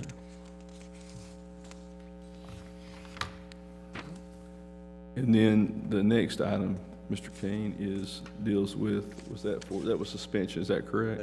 That's correct, Judge. Okay, and then the next item will be the first reading of an amendment to section 486 relating to dismissal of hourly employees. This is, as you said, 486 dismissal, hourly employees and administrative employees. Did we do the wrong one, Judge? Nope, I got it. Section 1, subsection C, insubordination, and the same language will be added, unsatisfactory work performance or failing to fulfill an assigned task, dishonesty, or lying to a supervisor. Right. And also, would you please give us the first reading of an amendment to section 462 relating to the county's sick leave policy? We're adding some language to this one as well as taking a bit out, so I'm just going to read the amended version. Amendment to 462, subsection 9. Any provision of this section to the contrary notwithstanding, any employee with accumulated sick leave may donate such accumulated sick leave to an employee who has exhausted his or her sick leave, vacation, and personal time, and the employee is suffering from a catastrophic illness. In addition, the employee is allowed a one-time extension for donated sick leave not to exceed 30 days. Catastrophic illness is defined as a severe illness requiring prolonged hospitalization, treatment, and/or recovery, is considered life-threatening, and may leave significant residual disability. Catastrophic illness includes and is limited to AIDS, major burns, trauma with residual paralysis, coma, heart attack, stroke, and cancer. This amendment to the Pike County Administrative Code does not apply to individuals participating in the donated sick leave program or who are on such sick leave and receiving donations of sick leave before the effective date of the amendment. Just by brief explanation is we have, I'm going to defer to Mr. Maynard. If you would just give us an explanation as to why that section 462 and the donation of sick leave provisions of the administrative code need to be changed. Yes, Judge. As you and Deputy Judge Hickman are aware, we did have a meeting with our health insurance broker, which is Kelly Harding, and they are able to break down claims substantially about what drives the cost of health claims. And part of that issue has been the donated sick leave policy. We've had 3 really large claims because of the donated sick leave policy that has driven our cost. Last year, we was able to control that just a little bit by changing our plan and changing what we did and going into the association, the CAECO Association. We had 2 options last year. It was either to take a 19% rate increase or go into the association. So we chose to go into the association with a 3% rate increase. Well, this year we're going to take another rate increase at 5%. And it all is derived from our sick leave policy. So that has to be changed in order to control that. If it's not, it is going to be substantial, and we will continue to see those increases, and it's going to come to a point to where we're not going to be able to afford these plans anymore. That's why it has to be addressed and needs to be changed. And along those same lines, if this part of the plan isn't changed, the ability of the county to continue to provide health insurance to its employees is going to be jeopardized. Is that a fair statement? That is correct, all the way around. Those will be published now that they've been given the first reading, and will be, what's that? We've got one more, Judge. I'm sorry. We've got 464, the job-related disability leave. All right, we have one more amendment which relates to section 464. Mr. King, would you please go ahead and give us that reading as well? Yes, Judge. Amendment section 464, job-related disability leave, subsection 8, purpose is to provide employees with a free, quote-unquote, free day as a reward for no lost time accidents. Policy statement. As we continue to improve on our workers' comp losses, this is to recognize the efforts of our employees that continue to show safety as a priority. Procedures. 1. for every 3 months that each department has no lost time accidents on a workers' comp claim, a quote-unquote free day will be given to all employees in that department in the following quarter. The free day that the employee has earned must be used the following quarter. It will be the employee's choice as to what day they take, pending their immediate supervisor's approval.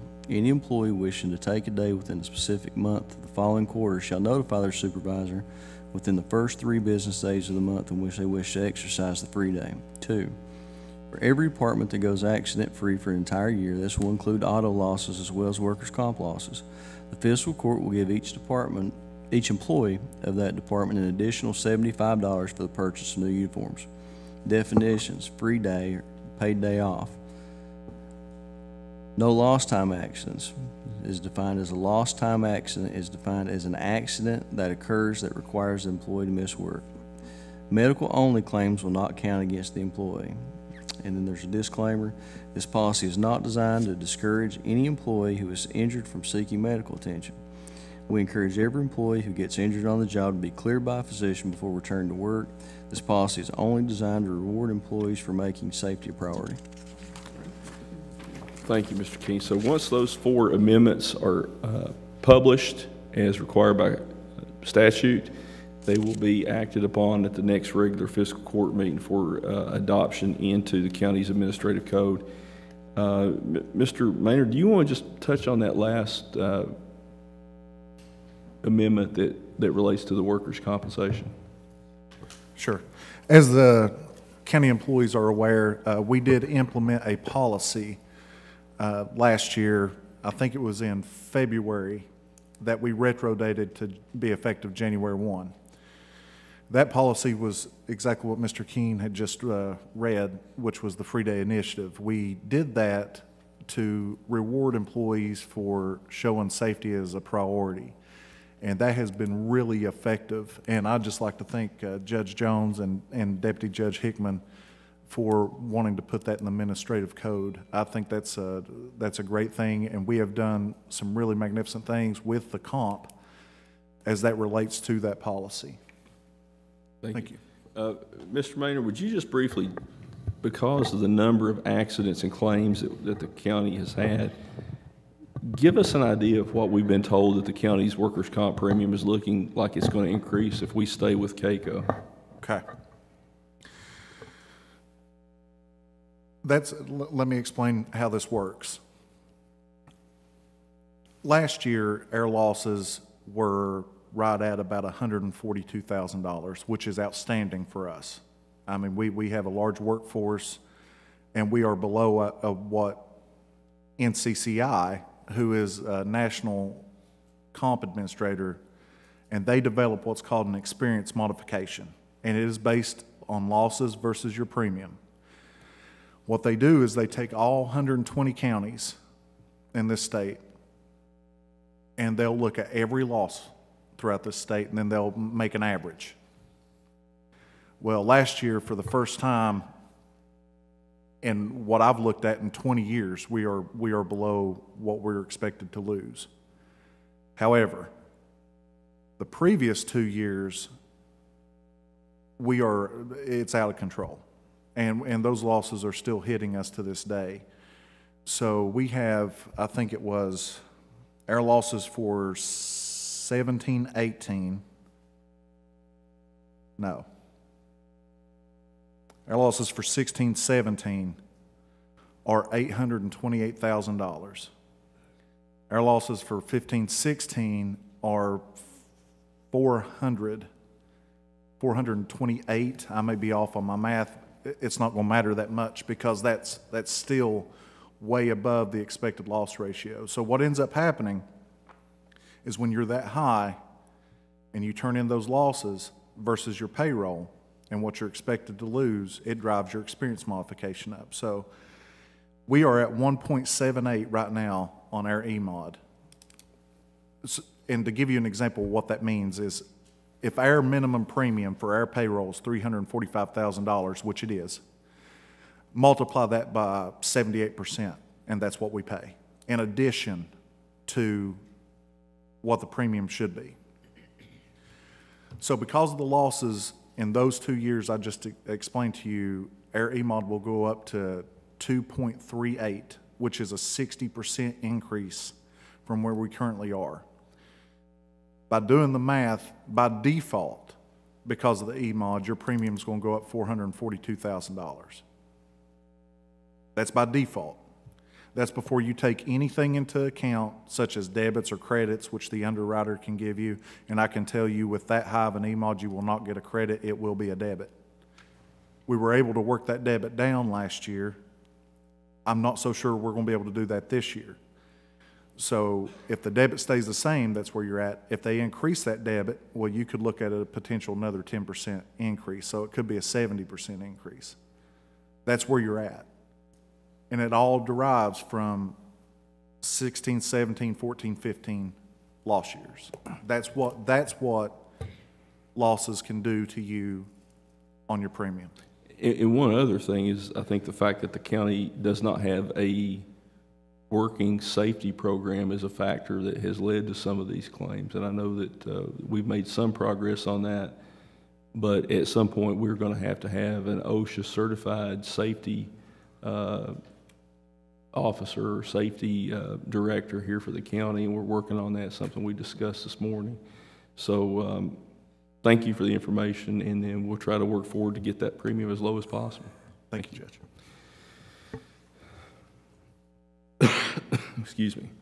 The next item on the agenda is the second reading of a Pike County Road Ordinance for Smith Lane. Mr. Little, are you ready to proceed with that? Please proceed. Well, this would just be the second reading, and it would actually be to put Smith Lane into our working maintenance program. Let me see.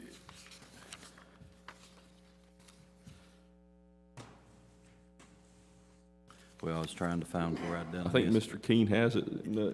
I do have. Mr. Keene, would you please present the second reading of the ordinance for the adoption of Smith Lane into the county road system? I will, and as you've noted, this is a second reading, so a motion to vote will be in order following the reading.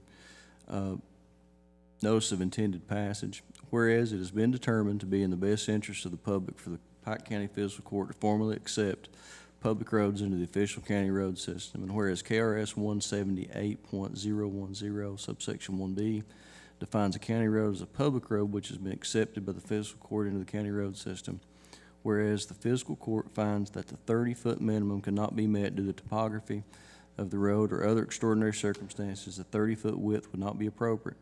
Now therefore be it ordained by the fiscal court of the Pike County, Commonwealth of Kentucky, Section 1, that the following road, being public in nature, being as formally and officially accepted in the Pike County road system, and shall hereafter be a part of said system. Road number is District 5, road name Smith Lane, length 350 feet. Noted to be approved by the fiscal court this is the 19th day of February 2019, adopted by the fiscal courts this is the 19th day of March 2019. Is there a motion to adopt and merge Smith Lane into the Pike County road system? Motion. We have a motion by Commissioner Booth. Is there a second? We have a second by Commissioner Tackett. Is there any question or discussion? Mr. Tackett or Mr. Little, do you have anything to add on this? No. I don't know if you did this or not. Were you able to give us an idea about what the annual cost of maintaining that road would be? I was, and I was trying to find that. It should be in here. Roughly $1,000, is that? Yeah, roughly it's $1,000 because it would just be $968.50 per year. That's a load of gravel per year. All right. Seeing no question or discussion, Madam Clerk, please call the roll. Commissioner Robertson? Yes. Commissioner Tackett? Yes. Commissioner Booth? Yes. Judge Jones? Yes. Thank you. Thank you, sir. We'll see you in a few minutes. Mr. Patton, would you like to have a seat here at the table for a brief? We're sorry to keep you waiting, but we just wanted you to give us an update on the Elk Run Golf Course and share a little information with the public as well. Thank you, Judge.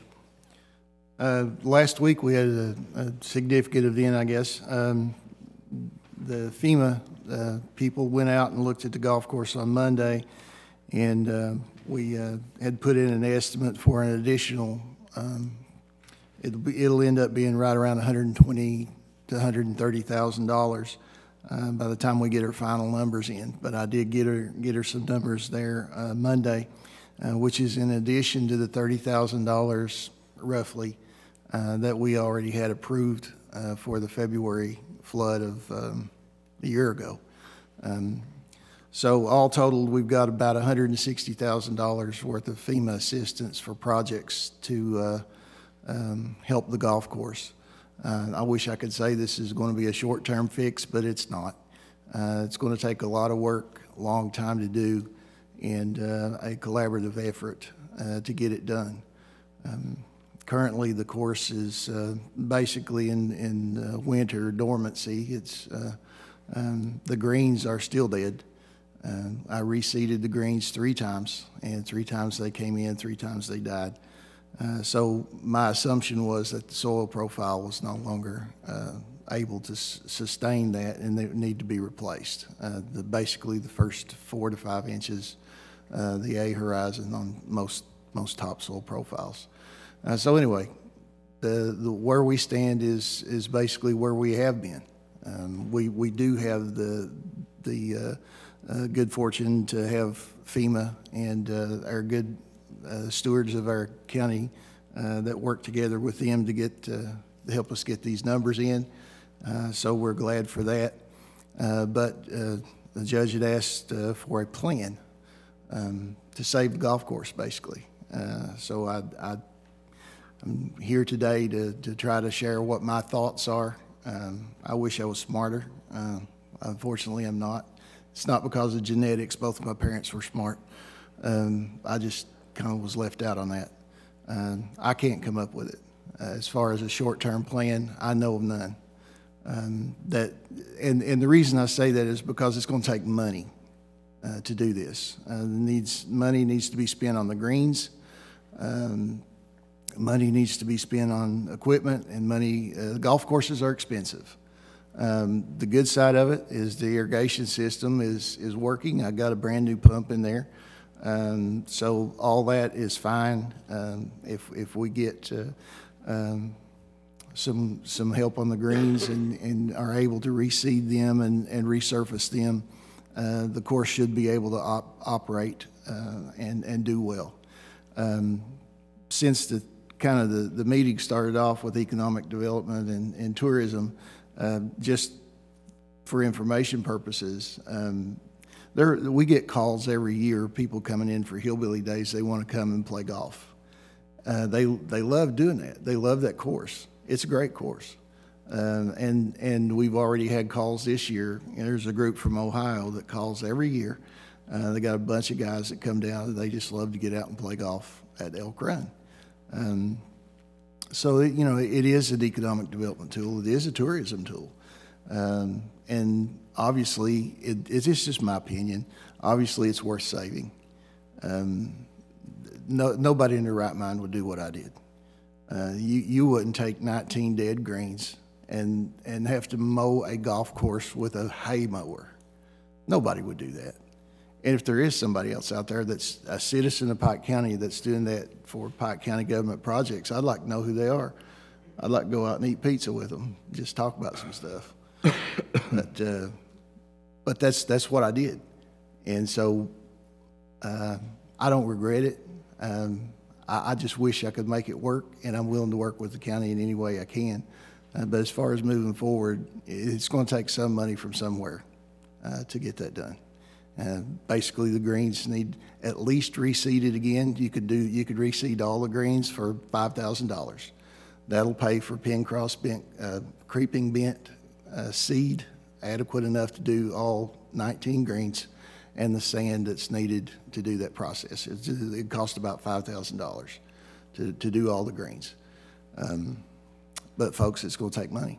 And I wish I could tell you something else. I wish I could. There are grants out there, but I don't think we have time. There are research grants for turf grass. We've looked at those, but I'm not really sure that we qualify for those. But I have exhausted my abilities, my intellect, and my health. So I'm here to do whatever the court would like and just help however I can. Well, just let me briefly address this. There were a lot of people that had concerns when the contract was entered into with your company about dissolving the golf course board, because it was dissolved and the contract was entered with your company and then the board was dissolved. I'm not sure why that was done, because, you know, you had a contract entered into with an entity that all of a sudden is dissolved. Now, and I do understand the situation, but the problem we have is the fiscal court's looking at a substantial budget reduction in the next couple months. And it's my understanding, and that the sentiment of the court would not be to spend any money on the golf course. And once we see what FEMA says, keep in mind, FEMA's only going to put about 74% of the money. So if it's 158,000, is that correct, Mr. Stacy?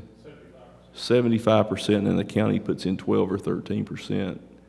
13%, and the state puts in 12%. Mm-hmm.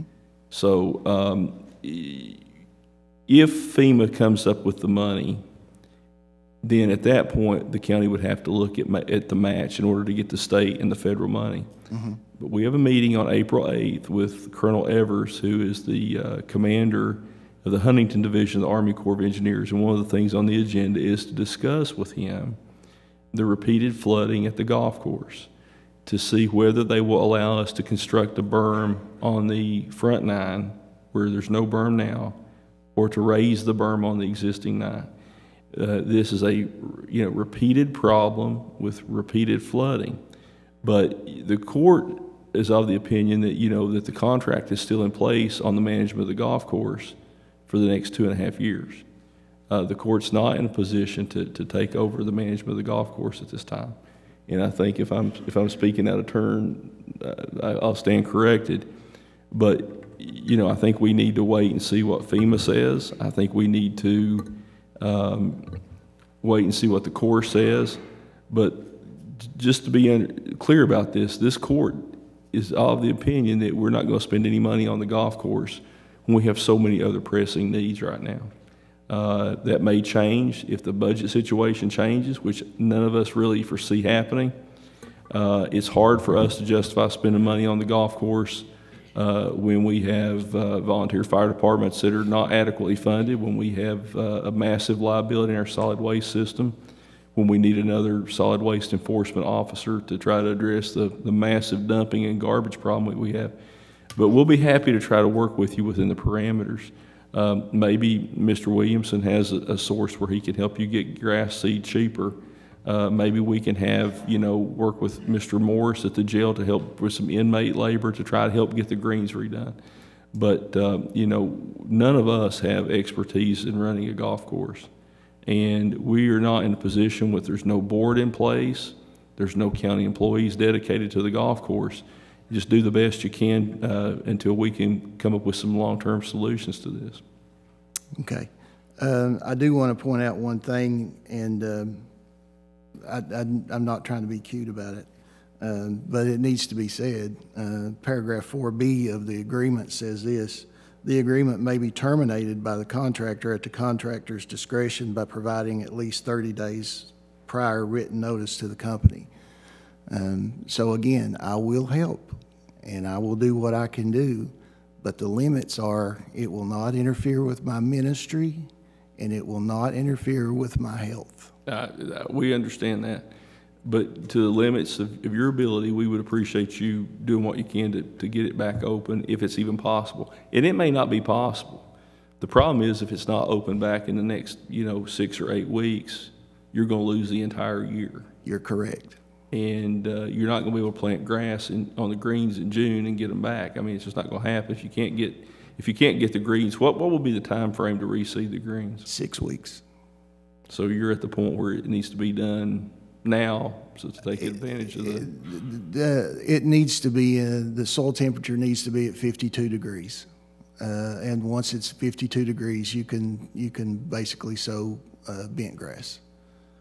Or the species that we're looking at reseeding.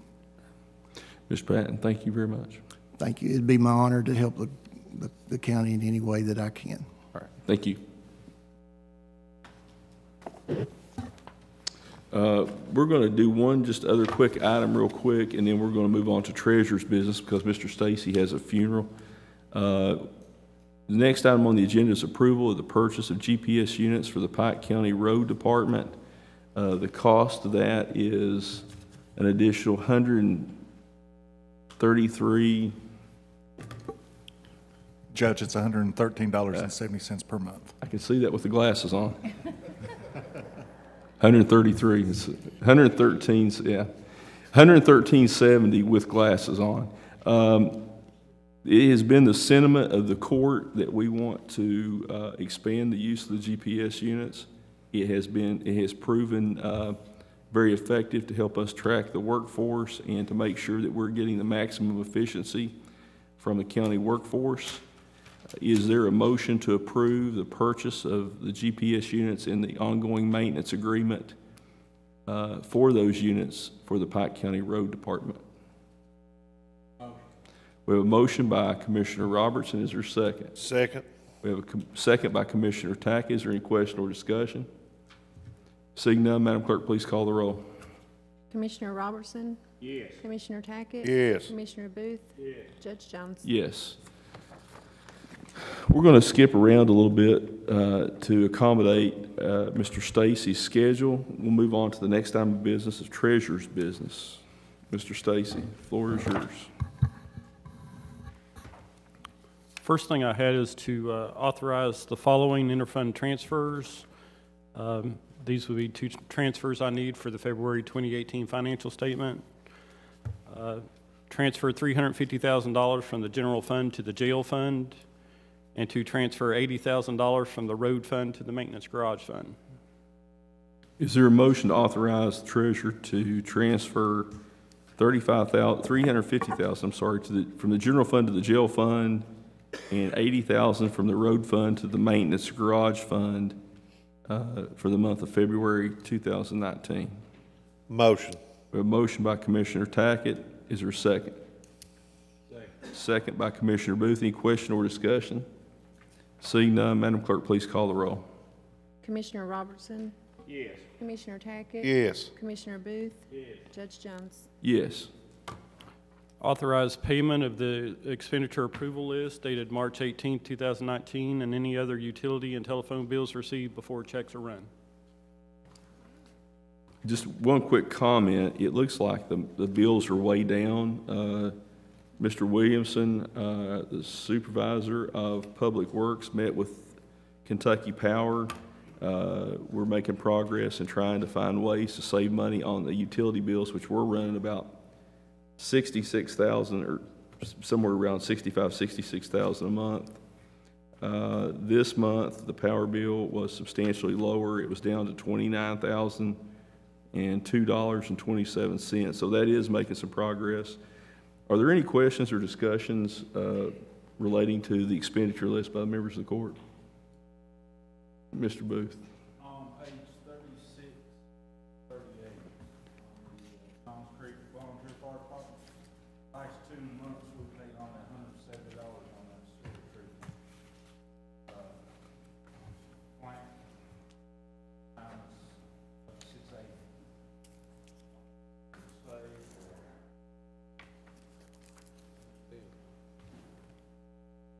So the last month and month before that, we paid, I think that's the one, Paul, we paid the least amount on that.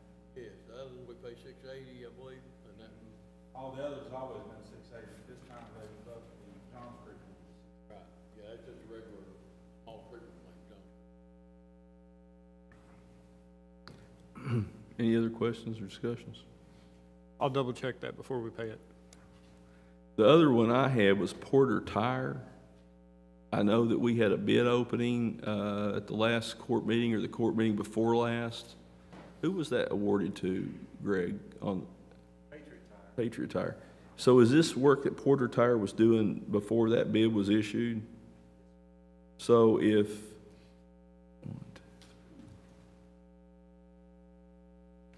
would have saved us another, if we'd had that contract in place, it would have saved us another $2,500 or so. Is that correct? All right. Is there a motion to authorize the payment of the expenditure list dated March 18, 2019, with the exception of the one issue that Mr. Stacy's going to check on? Is there a second? Second. Any question or discussion? Seeing none, Madam Clerk, please call the roll. Commissioner Robertson? Yes. Commissioner Tackett? Yes. Commissioner Booth? Yes. Judge Jones? Yes. Mr. Stacy. Authorize payments to the election workers, polling places, and election commissioners for the March 2019 special election. And we have received all those invoices from the clerk's office. The total is $45,000. Is there a motion to authorize payment to election workers for polling places and election commissioners for the March 2019 special election once invoices are received from the county clerk's office? Motion. We have a motion by Commissioner Tackett. Is there a second? Second. We have a second by Commissioner Robertson. Any question or discussion? Seeing none, Madam Clerk, please call the roll. Commissioner Robertson? Yes. Commissioner Tackett? Yes. Commissioner Booth? Yes. Judge Jones? Yes. Acknowledge receipt of the treasurer's financial statement ending February 28, 2019. Mr. Stacy, I believe I signed off on that report a week or so ago. Yes. And it looks like we are in a little better position financially than we were at the first of the year. Is that correct? Yes. Have you been able to see any savings from the changes that the court has implemented in terms of procurement and personnel? Procurement, not yet. Like you said, there's still bills, you know, just like the Porter Tire issue, there's still bills on past contracts or before those bids went into place, so really not yet on that. Probably in the next month or two you will.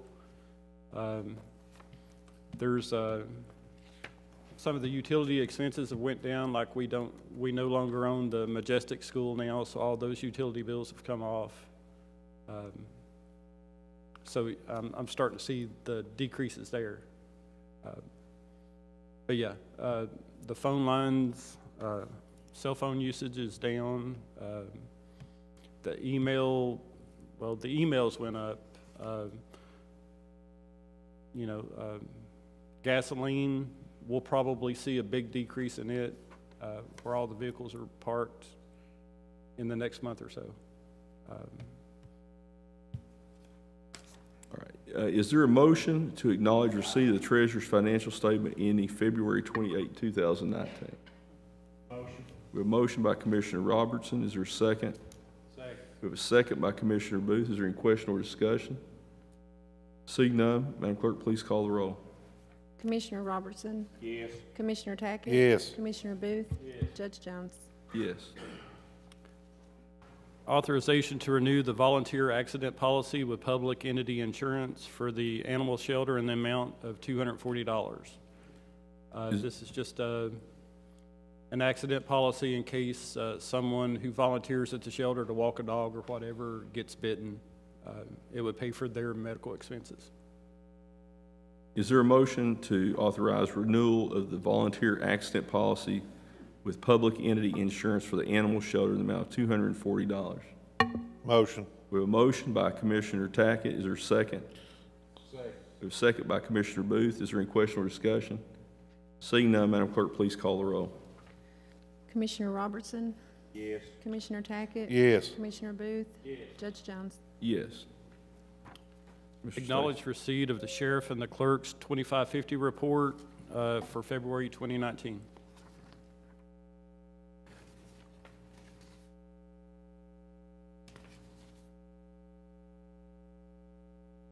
Is there a motion to authorize, to acknowledge receipt of the sheriff and clerk's 2550 report for February 2019? Motion. A motion by Commissioner Tackett. Is there a second? Second. A second by Commissioner Robertson. Is there any question or discussion? Seeing none, Madam Clerk, please call the roll. Commissioner Robertson? Yes. Commissioner Tackett? Yes. Commissioner Booth? Yes. Judge Jones? Yes. Authorize checks for lodging, registration, and expenses for Commissioner Booth, Deputy Judge Hickman and Sharon Hall to attend the Kentucky Division of Waste Management, Solid Waste, and Recycling Workshop. The dates are September 10th through the 11th of 2019 at the Lake Cumberland State Resort Park. Is there a motion to authorize checks for lodging registration expenses for Brian Booth, Reggie Hickman, and Sharon Hall to attend the Kentucky Division of Waste Management, Solid Waste and Recycling Workshop, September 10th to 11th at Lake Cumberland State Resort Park? That conference is it is a couple months down the road, but they said the reservation block is already open and the rooms are kind of filling up fast, which is why we're getting it approved today so we can go ahead and reserve the rooms.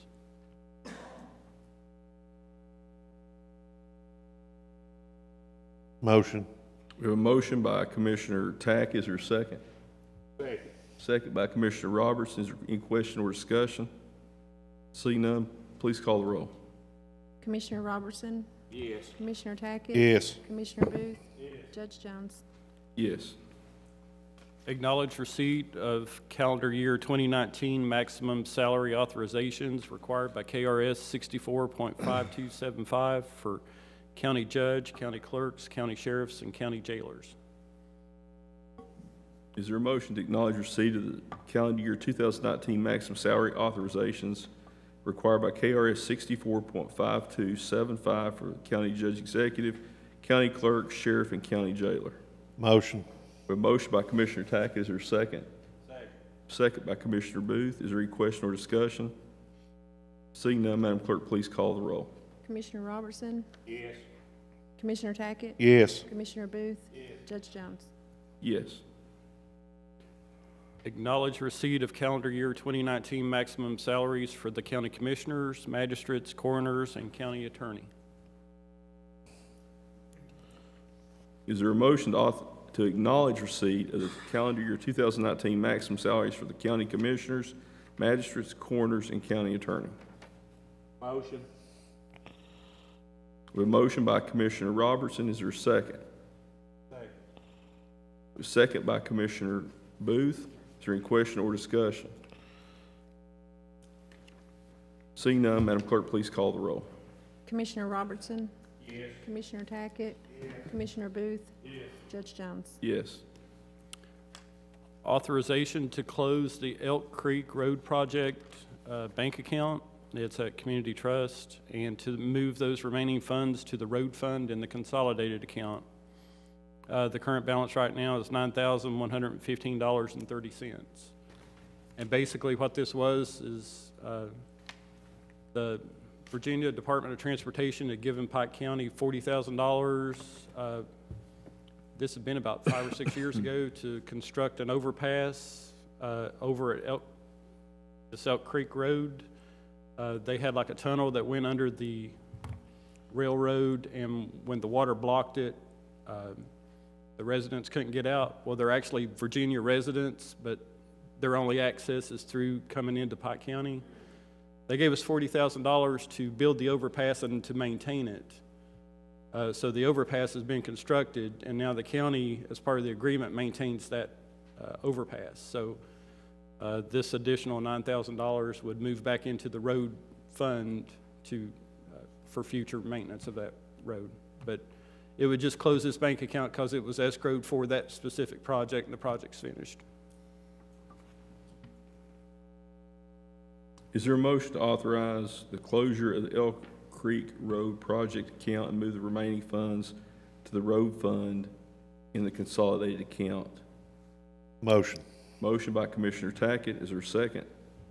Second. Second by Commissioner Robertson. Is there any question or discussion? Seeing none, Madam Clerk, please call the roll. Commissioner Robertson? Yes. Commissioner Tackett? Yes. Commissioner Booth? Yes. Judge Jones? Yes. Authorize checks for lodging registration expenses for Fabian Little and Vince Ratliff to attend various classes of the Kentucky Transportation Cabinet's Road Scholar Program. There are 9 classes. I think it's going to be during various times of the year.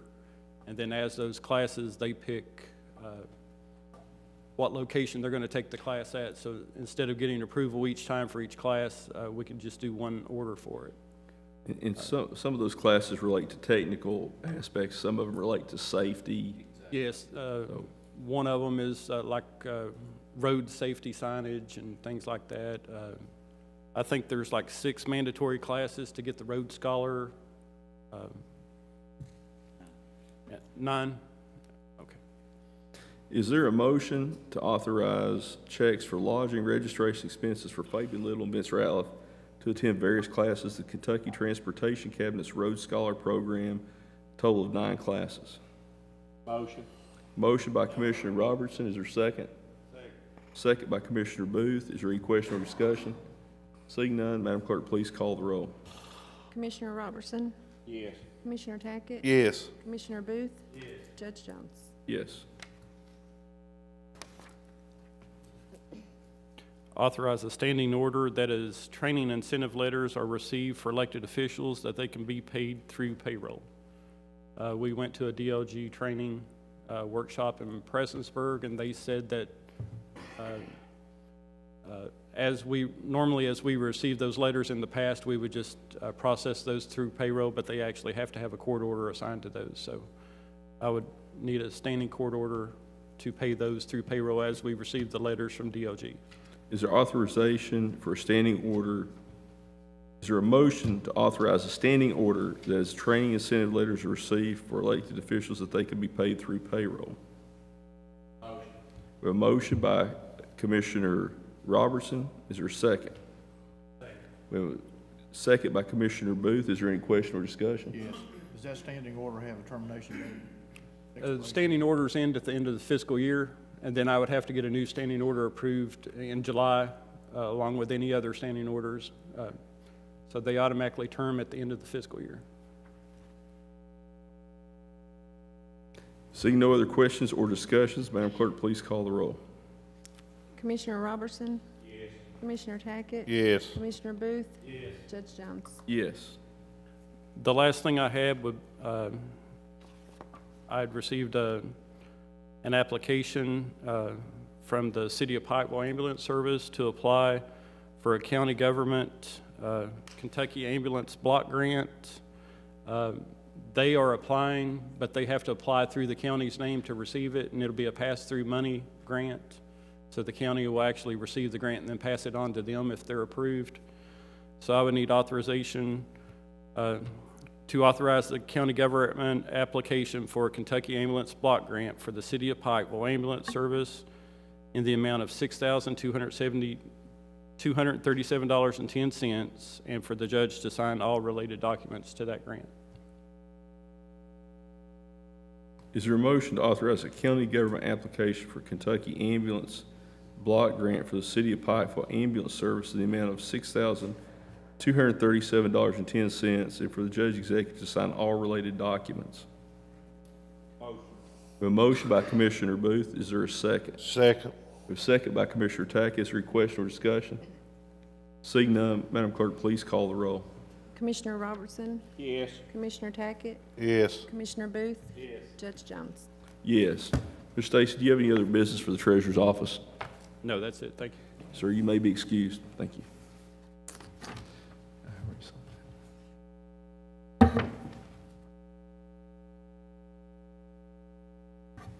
Would the members of the court and the audience like to take, we have people wanting to take a time out. We're going to take a 5-minute recess for the purpose of stretching our legs. This next presentation probably will be somewhat lengthy, and I'm sure there's going to be a lot of questions. So the court will stand in recess for a period of 5 minutes. All right, the next item on the agenda is the recommendations by Geosyntec Consultants for a new rate structure for the Pike County Solid Waste Department that would take effect April 1st, 2019, and potential approval of that rate structure. Would you please introduce yourself, Mr. Hayes? Sure, thanks. I'm Mike Hayes. I work for Geosyntec Consultants. I think the last few meetings you've seen Tom Ramsey. I helped out more with the rates study probably than Tom did. I live in West Virginia. I actually work out of our Pittsburgh office technically now. I've been an engineer with Geosyntec for about 12 years, was formerly in the Huntington, West Virginia office. I've done a lot of work in this area in the past. Would you please start with your presentation? Certainly. Well, Judge, Commissioners, thanks for having us here today. We wanted to provide, we have a small presentation here that's a summary of the financial analysis and the rate investigation that we prepared for the Solid Waste Department. I'd like to start off with the work that we did and how we came to this financial analysis and rate summary. So we looked at the historical operating expenses, capital expenditures, number of customers, and the collection rate for the landfill over the past 5 years. Evaluated the condition of the actual landfill, the equipment that's there, the collection trucks, everything that may need replaced in the future, and the life cycle of those. And we prepared a 5-year forecast of operating expenses for the solid waste department, not just the landfill, and capital expenditures that would be associated with landfill expansion going forward. We projected revenue from alternate collection rates, and we compared those to the stated goals that we had discussed earlier. So the big question is, why do rates need to be changed? The current situation, and it's been talked about for a few meetings now, is the solid waste department is operating at a bit of a deficit right now. There are rising costs with things such as the state pension going up 25% that the solid waste department is going to have to pay for their employees. There's a projected 80% collection rate, as was mentioned earlier. Not everyone pays their bills, and it's running at around 80%. The collection timing right now, the bills for solid waste services are paid once per year. And with that, they run at a deficit multiple times a year, and then the general fund puts the money into solid waste. It goes back and forth, so you have those transfers. For the many years looking back, the cash in and the cash out have not been balanced. It's definitely costing more to operate the landfill than the amount of money that they're bringing in. With the short life that's left of the landfill as it stands right now, which was estimated originally at 5 to 7 years, there has to be something done, be it building a new landfill or expanding the existing one. In discussions, it is definitely possible to expand the landfill as it is now, which is definitely the most economically viable way of doing it. But there is no money right now to handle that expansion, which is an expensive endeavor. So you definitely need financial reserves going forward for funding of the landfill expansion, and then updating equipment and replacing equipment as it gets older.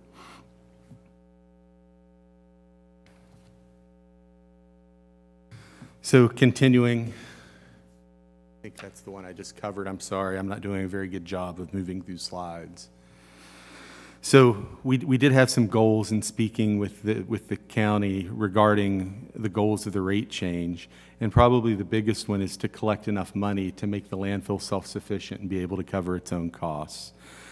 Another big goal is to build that reserve fund, so when it comes time to move forward with buying new equipment as it wears out or needs to be replaced, and expanding the landfill, that money's there. You're not borrowing money and having to pay it back. The other big goal is to maintain a 100% collection rate for the county, to be able to service everyone in the county with trash collection. And finally, to keep the prices as low as possible for the residents of the county, to still be able to operate the landfill in a way that it isn't a drain on the county, but paying particular interest to low-income residents of the county. So finally, this is a summary of our recommended rates. This table shows the current average and then the proposed average rate, as well as the number of customers for the different types of customers that the county has. You have regular rate customers, just individual households, the low income rate customers, landlord rate customers, and then the total commercial customers. That is an average of different size roll-off boxes you provide, different size dumpsters that are provided to those customers. Those do have different rates, but this is the average rate for that and the number of customers. When we put together the economic analysis, we were, with these rates, we assumed an 80% collection still. a 2% CPI increase per year, which is the Consumer Price Index. That can be adjusted. That's an actual number that comes out every year from the federal government. 2% is a good assumption for it, so we use that number going forward. It also takes into account the increased benefits for the higher state pension payments, increased office expenses that would be associated with quarterly billing if you'd move away from annual billing. And after 5 years, this would create approximately a $4 million reserve for the solid waste department, which would allow for construction of phase 6 of the landfill. It would set a path to moving forward with future expansions that are needed, and also be able to assist with equipment purchases going forward. And that's all I have as far as the summary. I don't know what other questions you may have that I can answer for you. Well, there are quite a few questions. First of all, based upon just tell us what information you reviewed or relied upon in putting these numbers together. Certainly. I have a big list of the information that we had, but I can probably summarize it a little bit better. We looked at the last several years of information that solid waste could give us on the actual bills that went out, invoices that came in, collection rates. That's pretty straightforward things. In addition, we looked at the landfill itself and what the lifetime that it had left currently, the cost it was going to take to expand the landfill, and we looked at conditions of all of the equipment in the solid waste department. That's not just the equipment at the landfill, but that's the collection trucks, the routes, how the routes run, and various things dealing with that. We did put some reasonable adjustments in this estimate, looking at labor and equipment operation and changes to the truck routing to save some money going forward. Currently, there's a 5-day-a-week pickup. It's a large county. The routes overlap somewhat, and we're preparing a route collection study right now to try and maximize that and save some money, additional money as well. When we started looking at this, and we started looking at the, we started back with the ordinance that was passed in 1985, December 16th, 1985, I think it is. And it called, did you have an opportunity to look at those ordinances? I personally did not, but Bill Gaffigan that prepared this did look at those ordinances, yes. And 4% of the total revenue generated from the time the program started was supposed to be set aside for equipment. That's never been done.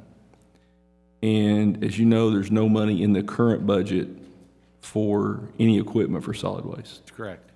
And with the budget situation we're facing next year, absent a rate increase, there's not going to be money to replace the worn out equipment. Right now we've got a dozer that's been down at the landfill, and you can't really run a landfill without a dozer. That is correct. And one of the things that we're looking at doing, that your company's looking at, as well as some people internally with solid waste, is rerouting the routes. We think that there's been a massive amount of money wasted because of the inefficiency of the routes. And it's my understanding that you took into account some savings for elimination of some of those inefficiencies that are also reflected in this. That is correct. That is reflected in here. It's not 100%. We made a reasonable assumption of the savings that would be there. In meaning that if we can't make the system run more efficiently, these numbers aren't going to work. That's correct. So one of the issues that we're looking at is going to, and this is something that Commissioner Booth's been pretty passionate about, is going to a 5-day or 4-day pickup. Eliminate Monday pickup. A lot of people complain about the fact that, a lot of holidays fall on Mondays. Trash doesn't get picked up. We're looking at going to Tuesday through Friday pickup. That way, if you have a holiday that falls on one of those days, they can pick it up on Monday. So that way, the solid waste employees are still going to get the holiday with their family, but the trash is going to be picked up. Some people feel like, well, you know, why should they have to pay when their garbage isn't getting picked up? And being one of those folks that's on Monday pickup, I understand that. We did ask you, as I understand your proposal, this only raises the low income rate $1 a month. That is correct. It only we minimize the raising of the low income rate. And then it does raise the commercial landlord rate substantially. And then it raises the regular customer rate.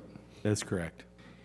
If we do not implement a rate increase somewhere along this structure, what is your opinion, and you've had people with, just so we'll know, the people who help put these numbers together, what are their educational backgrounds?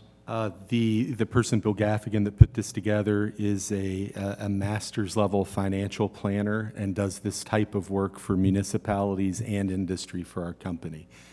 He's certified professional for that. So if we don't put a rate structure in that would generate this amount of revenue, what is the future of the solid waste program? I would say the future of the solid waste program is very bleak. It's not sustainable currently. With you know, in the past there was AML money that came in coal severance money, excuse me, that has went down. I don't see any way that at the current in and out of fundings right now that you would possibly be able to do any expansions. So the landfill would be at the point that it is right now. In 5 years to 7 years, it would have to close because there would be no money to expand it. It is funded for closure. The closure money was set by the state. That money is set in an escrow that you cannot touch. And the alternative at that point would be to haul your trash to another landfill, which probably the closest one is Ashland. You're looking at maybe 90 miles and a huge rate increase. Mr. Hayes, I'm a little bit confused. The last conversation I had with Tom Ramsey, he indicated that we had less than 5 years left on the landfill. That's correct. Well, where's the 7 years? The 5 to 7 was the initial when we first came in. That was the initial. That was the number. I'm sorry. That's the reason I used that number. Because before we make a decision, I mean, this is going to be transparent and it's going to be thought out and it's going to be accurate. That's why we brought you in. So I mean, sure. I want to boil down to the numbers. I mean, we're not going to. So how much time do we have on the landfill? I mean, the original estimate when we came in was 5 to 7. Our estimate is less than 5. Okay. For the landfill. But in speaking with Kentucky Solid Waste, there is the possibility this landfill can be expanded. There's no question about that, and probably get around 50 years or more out of this landfill as it stands right now. So the concern we had was that once Phase 5 was completed, and one of the things that I think that your company found out was that Phase 4, when it was completed and Phase 5 was started, that the former engineering company missed the elevation by 20 feet. That's correct.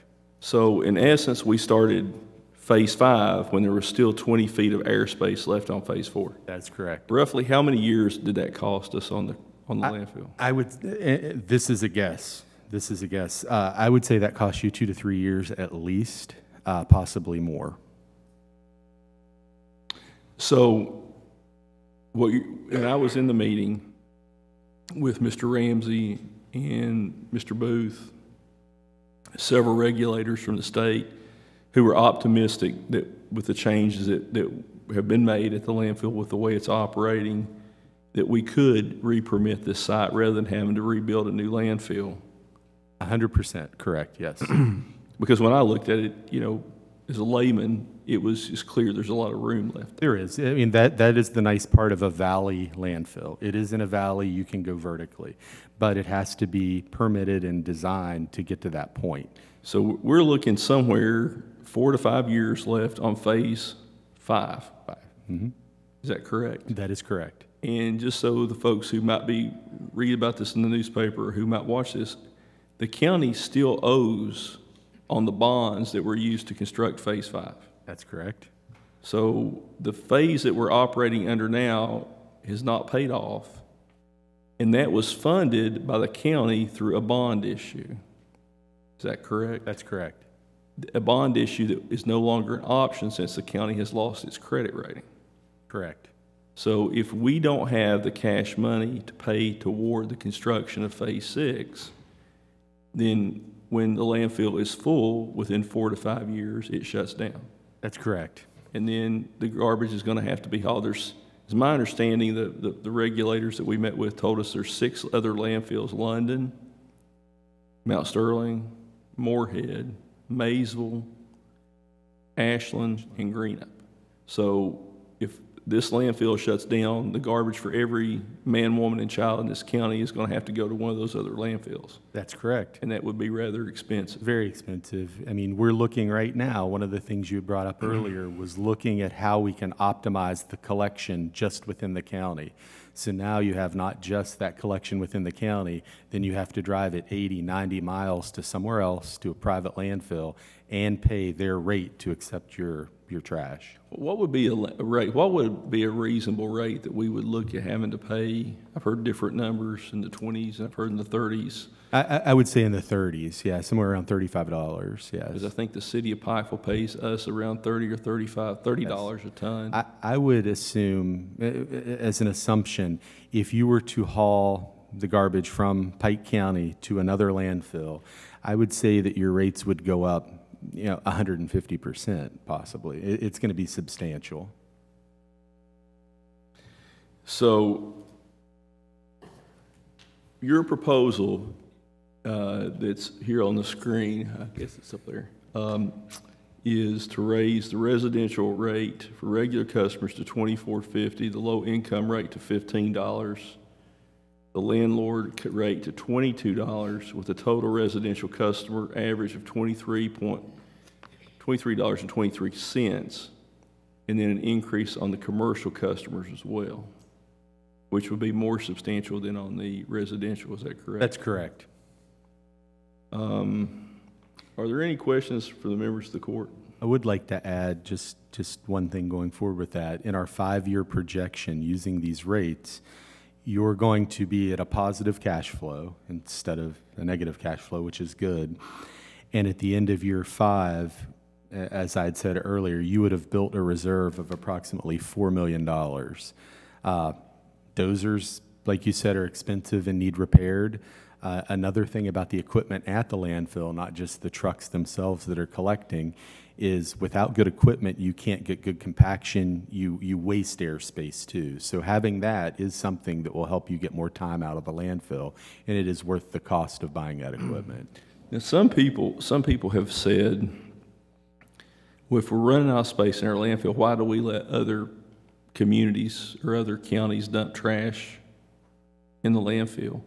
And the way I look at that is it generates revenue, because you're generating revenue to help operate it and to help subsidize the cost for Pike County ratepayers. That's correct. And if you go through with the expansions, knowing that we can get 50-plus years of life out of the landfill that is there now, being able to take other counties' trash in that manner is essentially revenue going directly to the landfill. There's not a large additional cost on that. They're hauling it into you. It is work at the landfill that has to happen to handle that amount of garbage, but it's not your trucks hauling it. It's not your fuel picking it up. So there is an opportunity there for that to increase the revenue coming in. We have about 140 tons of trash or thereabout a day going into the landfill. I think was that right, Larry? About 140 tons a day.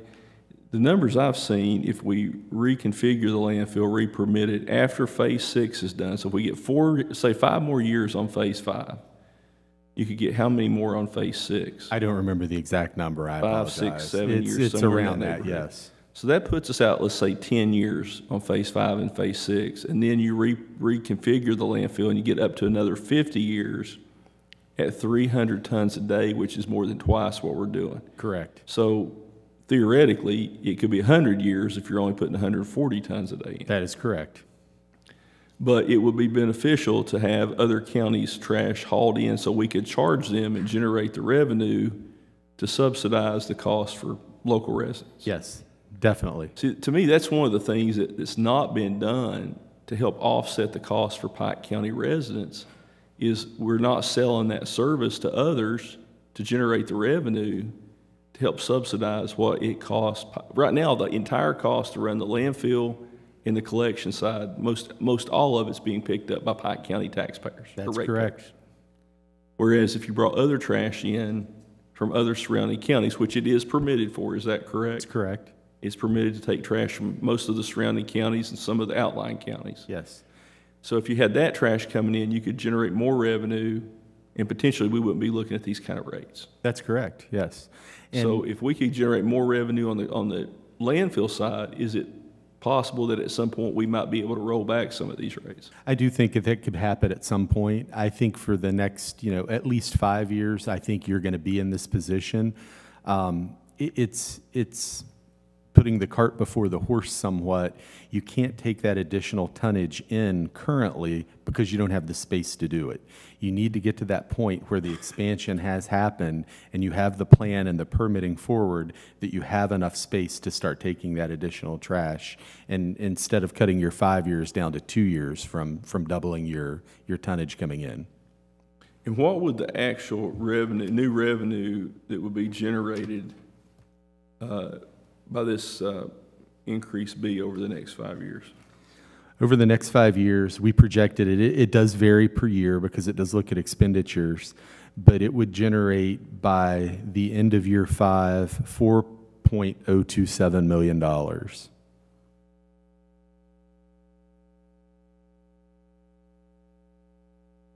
It looks like it would raise the annual revenue by about $1 million for a year. Is that That's correct.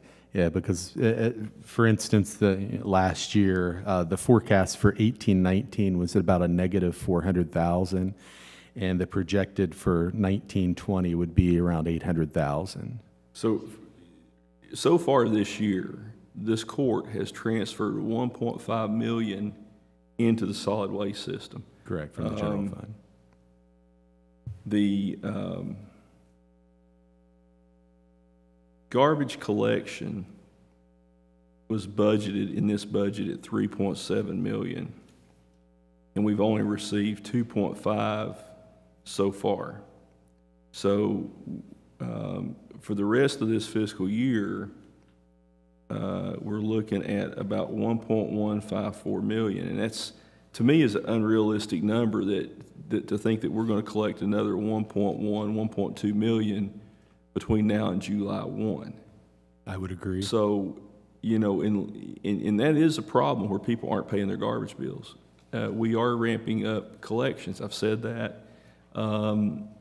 We're going to be you also are aware that we're looking at changing the billing structure. That's correct. Was that a recommendation that was a recommendation. Our recommendation was to go to at least a quarterly billing, not an annual billing, and actually have a true bill. So there is an income in, income out that can be tracked.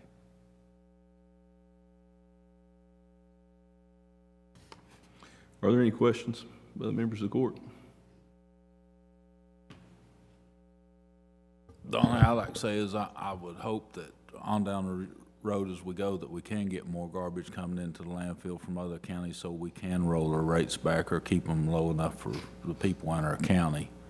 And I think with the location where you're at, that's very possible because it will be more economical for surrounding counties to come to you instead of somewhere else farther away. Any other questions?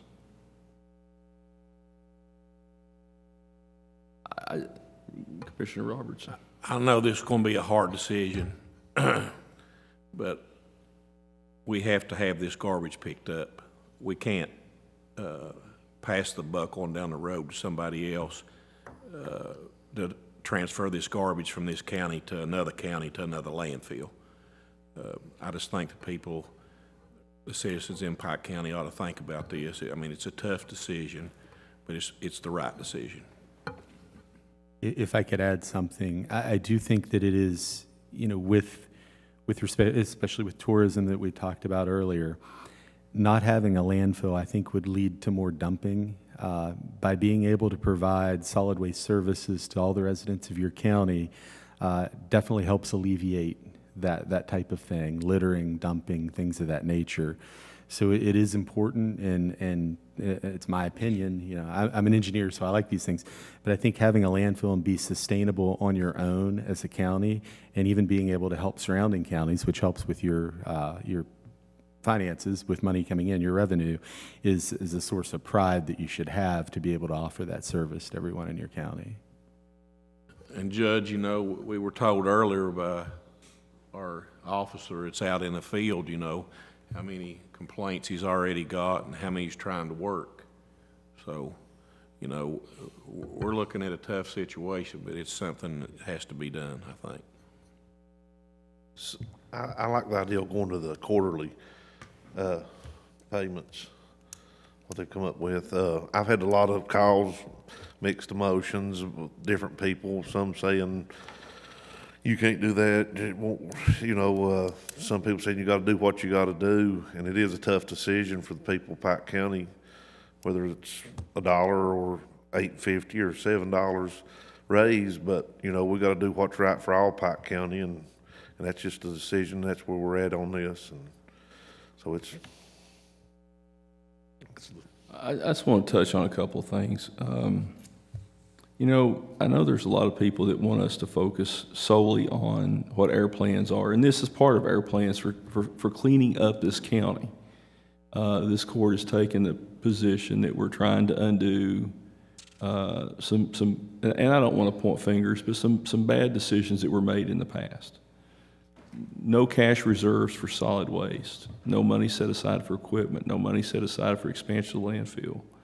Losing the county's credit rating and thus losing our ability to bond any or to spread out in terms of long-term debt, the expansion of the landfill or re-permitting it or equipment. Those are all factors that were beyond our control, things that happened long before we came into office on January 7th that we're having to deal with, and we are dealing with those. And this is part of our plan as a court to collectively move this county forward. And I want people to realize that we have not taken, you know, that's why we hired your company, is because you have expertise that we don't have. We felt that it was important, as Mr. King says, when you hire an expert, you need to listen to them. It's no different than going to, you know, a world-renowned medical specialist. You probably should listen to them if they give you medical advice. So we're going to take heed what you're saying. I don't think in the short presentation that you've given that the people really understand how much work has been done by your company, Tom Ramsey in particular, how many trips he's been down here, meeting with state regulators, meeting with myself and Judge Hickman, members of the court. There's been a massive amount of work. And some people were saying, well, you've only been in office 2 months, and why are you doing this now? Well, this problem was so glaringly obvious. It was just so clear when we started doing open records requests and looking into the county's finances before we all took office.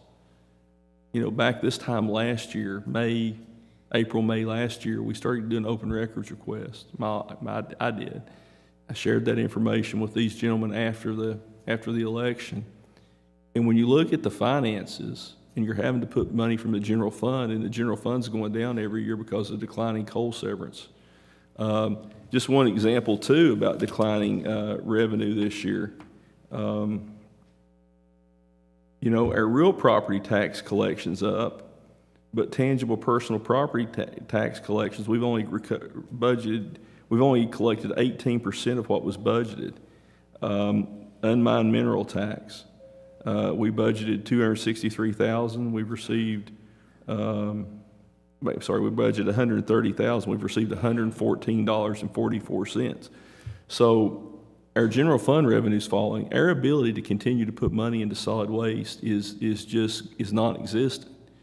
And then you see the pension obligation continuing to go up. You see the cost of buying equipment, the cost, as we said earlier, the potential cost in workers' comp premiums going up by nearly $500,000 just from one year to the next. That's not sustainable by a county that's losing population, losing revenue. I do think that if we adopt this plan, it puts the solid waste system on solid footing for the next 5 years. Very much so. And if we can be as efficient as possible, we can expect more out of our workers. We expect them to take better care of their equipment. We reroute these routes. We've got garbage trucks, as you know, that are finishing their work in the middle of the day and they're done. Yep. And that's been allowed to continue for years and years and years. So instead of a truck working half a day, why aren't they working a full day? And that's happening, you know, just in the work that Mr. Morley's done in the solid waste office. We figured out on one of the 4 solid waste lots, we could eliminate one entire packer. And that's a substantial cost. That's a $200 and some thousand truck and an employee. And just on one lot, that doesn't count the mini packers. It doesn't count the wasted fuel driving up and down the road when you're not doing stuff. So we appreciate your work. Mr. Hickman, do you have any questions on this? No, Judge, I don't. Maybe just one. You mentioned the potential for maybe 150% increase in the rates. If we don't do this and take care of business, what would happen? Did that include the tipping rate on the other end? That's just a rough estimate. Yeah, I mean, that's an off the top of my head, what a rate would be at a landfill with the tipping fee and hauling. It could possibly be more than that as well. Okay. I would say that would be, you know, at the minimum, that would be the increase. It would be a lot.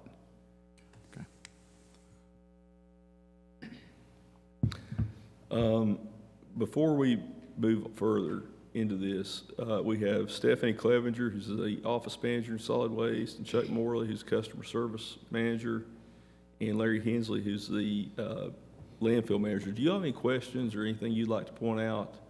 Would you like to come up? Anything you'd like to say about Geosyntec's proposals? Don't be bashful, now's the time. Chuck, come on up, Chuck. You can introduce yourself.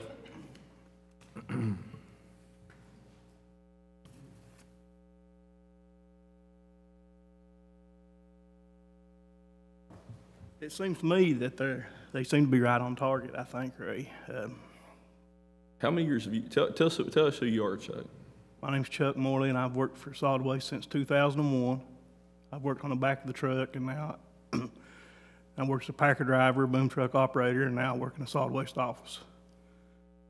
What is your observations? I mean, you've done a little bit of everything. You've done administrative, and you've done everything from loading and driving garbage trucks. What are you seeing with your fleet, with the needs in the solid waste department?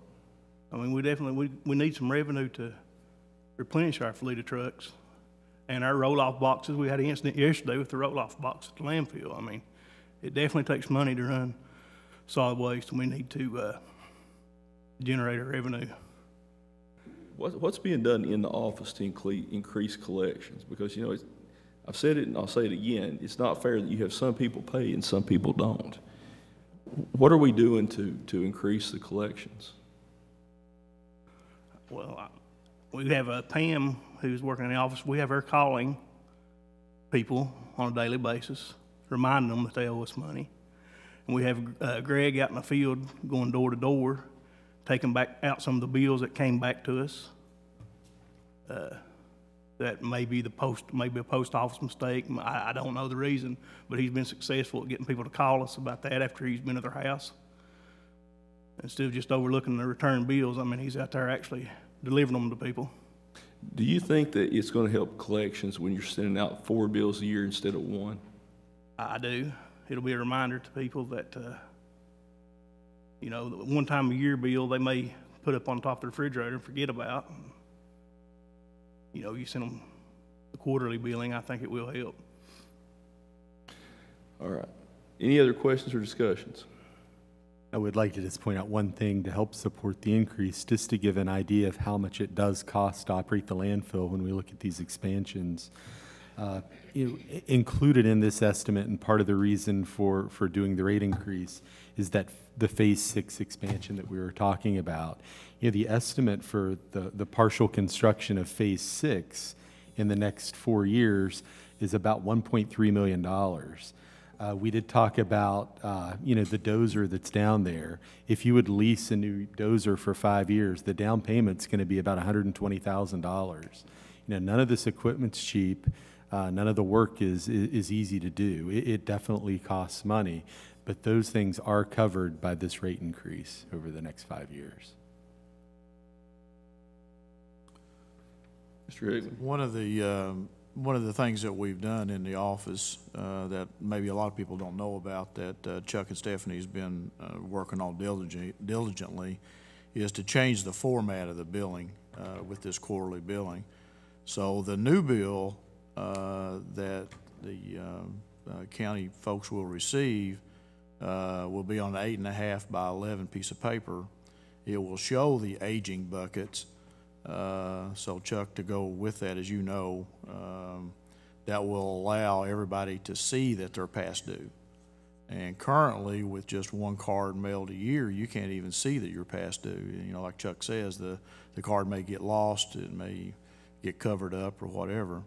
So with the quarterly billing, you'll be able to see your current 30, 60, 90, over 90 billing, and it'll make it, you know, quite clear what your position is. And we feel like this will help on the collection rate too, Judge. It's not that much more expensive, and it's built into the rate. Correct. To do that mailing. So I think that will definitely help.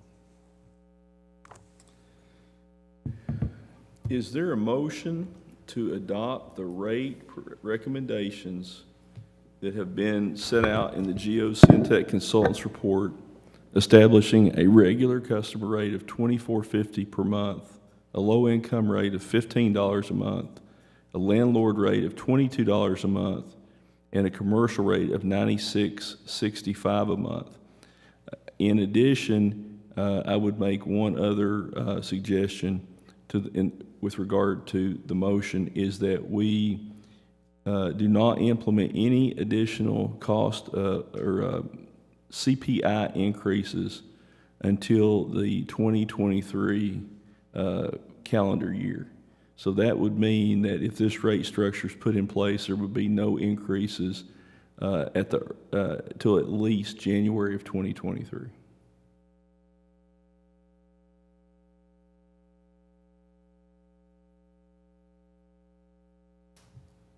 Judge, there won't be no bag limit on that either, like some of the surrounding states. What's that? There won't be no bag limit. There's no bag limit. Some of the districts, and one of the things that we talked about is a bag limit. This does not have a bag limit. It is still weekly service. It is still curbside service. In Floyd County, they only, residents have to take their trash to the school bus turnaround. This will still be the same high level of service. In terms of, you put it out in front of your house, it's going to be picked up 4 times a month.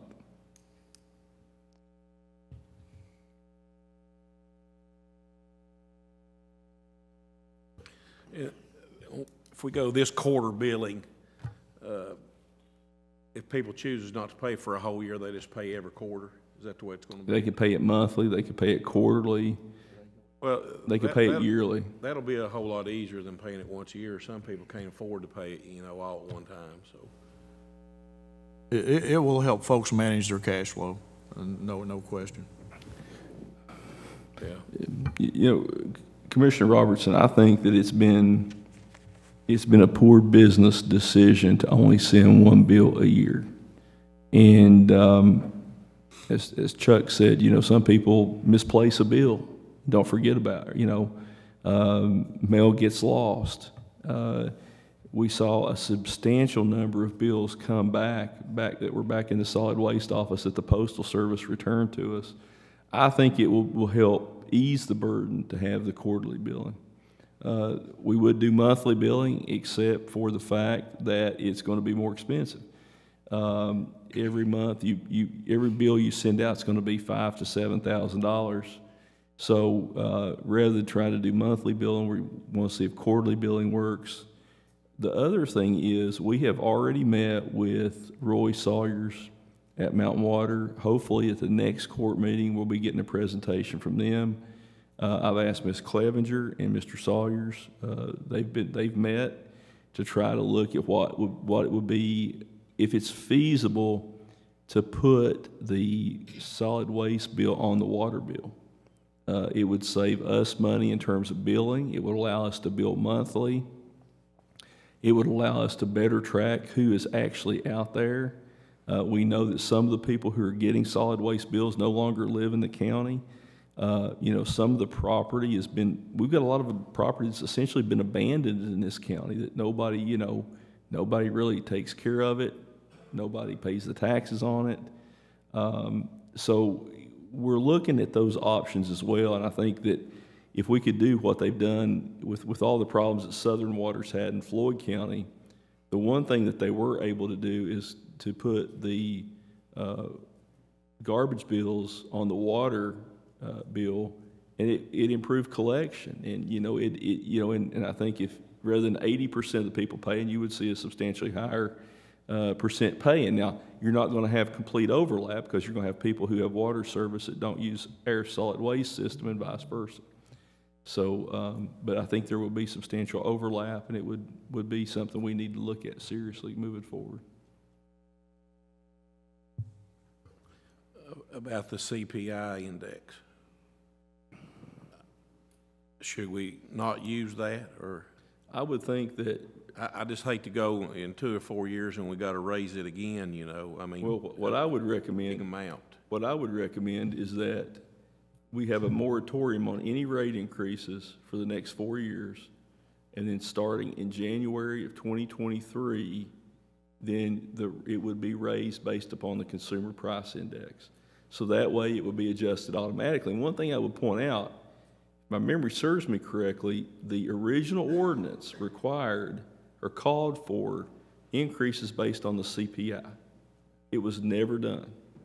And it was real easy not to have to raise rates when you had another $20 million in coal severance tax rolling into the coffers every year to subsidize it. So what I would recommend is that after January 2023, that any rate increases be based on the CPI, barring some, a blowout or some major issue at the landfill or some unexpected event.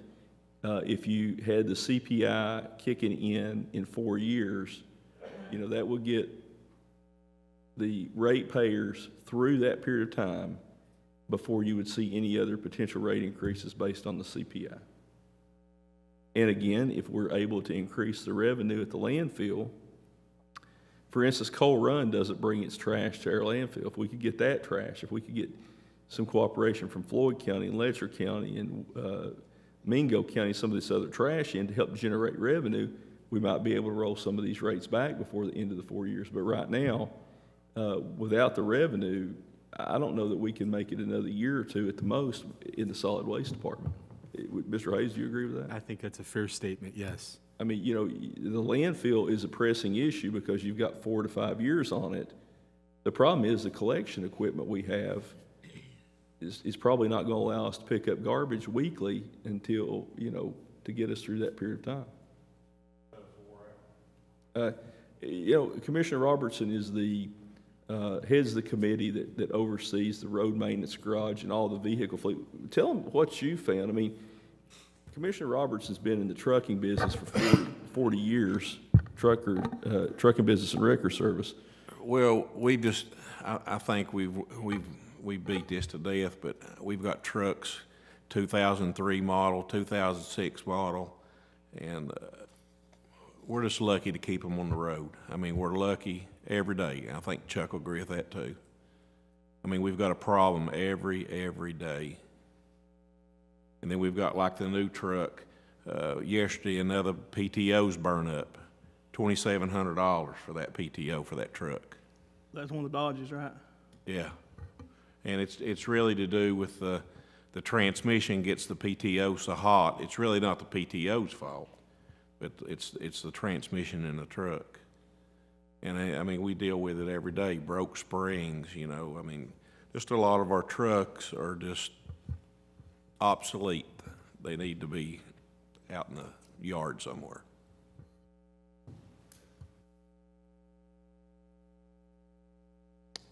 Mr. Hickman. Well, to go with that too, Ronnie, virtually all of the open tops are in terrible condition. Is that not correct? The roll-offs? Yes. We're having all kinds of issues there too. We had an issue with that yesterday also. Whole side broke out of one. The whole side Brian broke out seen of it. one, and had it not been for the chains, it's a complete blowout on the side of that roll-off. And thank goodness it didn't happen going down the road. Yeah, they asked Brian about it yesterday, and Brian said the best thing to do is put it over there in the landfill, get it off the truck. So there's equipment deficiencies every place you look. He's lucky that happened in the landfill, you know, not out on the road somewhere. Not out on the road because it's bad shape. Virtually, I don't know about all, but a lot of the roll-offs are gonna have to be replaced, not the trucks, but the boxes. Is there a motion to adopt the Geosyntec rate recommendations and with the amended suggested motion that any additional rate increase will be based on the CPI commencing January 1st, 2023?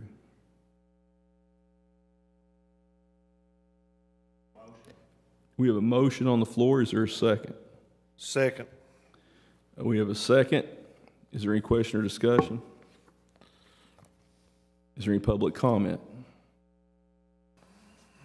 Seeing none, Madam Clerk, please call the roll. Commissioner Robertson? Yes. Commissioner Tackett? Yes. Commissioner Booth? Yes. Judge Jones? Yes. And let me, one other issue we probably need to address is that I will make a motion, or is there a motion that these rates take effect April 1st, 2019?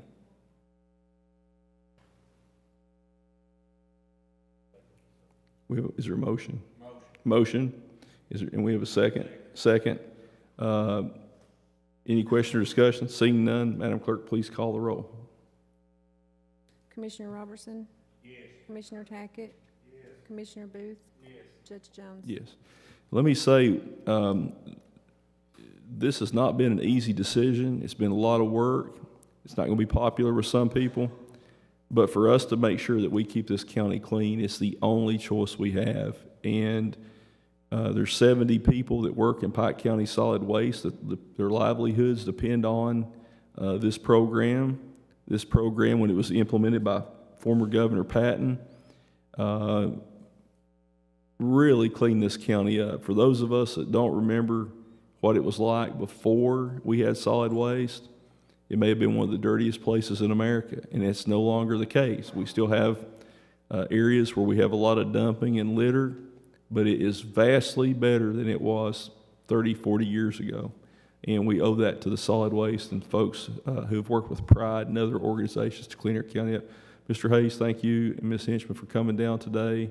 And we look forward to seeing your report on the rerouting of the solid waste system so we can try to squeeze every penny we can out of the system. Sure, thanks. Thank you, sir. Next matter on the agenda is the awarding of bids. I'd like to ask the county's procurement director, Mr. Greg Fannin, to come to the table, please.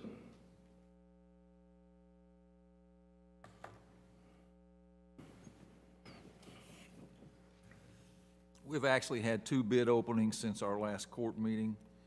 The first was on March 7th on bid number 042019 for our bulk oil and related products.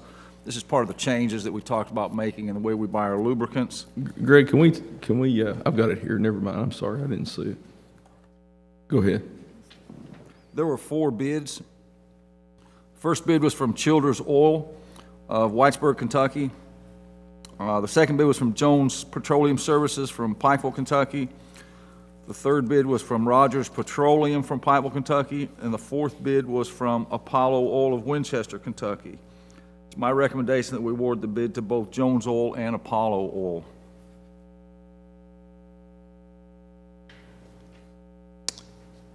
Would you explain the basis for your recommendation?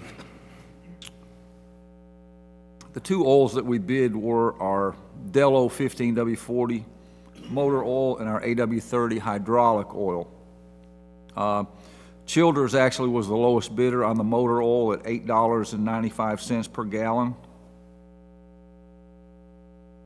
On our AW32 hydraulic oil, we actually had a bid from Apollo Oil for $4.50, and we had a bid from Jones Oil for $4.60. We try to award these bids on the lowest evaluated bid. Apollo Oil is in Winchester, Kentucky. We've had some issues in the past with some equipment that we couldn't get repaired. We've also had some issues in the past about having product delivered when we were needing them. Also, in May of 2009, the Fiscal Court enacted an ordinance giving a preference to Pike County businesses and businesses in Pike County who employ at least 75% of Pike County residents. They give them a preference of 5%. The difference between this Apollo Oil bid and the Jones Petroleum bid is 2.2%. And with the issues we've had in the past with deliveries and equipment problems, it'd just be my recommendation that we would give that AW32 hydraulic oil bid to Jones Petroleum Services of here in Pikeville. Okay, and what about the Dello 15W40? On the Dello 15W40, Childers Oil was the lowest bidder with a bid of $8.95. The second lowest bidder was Jones Petroleum Services of Pikeville for $9.95. There's $1 or about a 10% difference. So it'd be my recommendation that we buy our Dello 15W40 from Childers Oil Company. So with regard to bid number 04-2019, bulk oil and related products, is there a motion to award the bid for Dello 15W40 motor oil to Childers Oil Company of Whitesburg for the price of $8.95?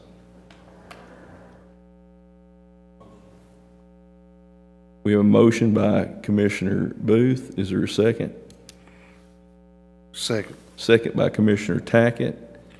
Any question or discussion? Seeing none, Madam Clerk, please call the roll. Commissioner Robertson? Yes. Commissioner Tackett? Yes. Commissioner Booth? Yes. Judge Jones? Yes. The other item, as I understand it, Mr. Fannin, under this bid is for the AW32 hydraulic oil. And your recommendation is to award that to both Jones Oil and Apollo Oil. No, it'd be actually my recommendation to award that bid to Jones Petroleum Services.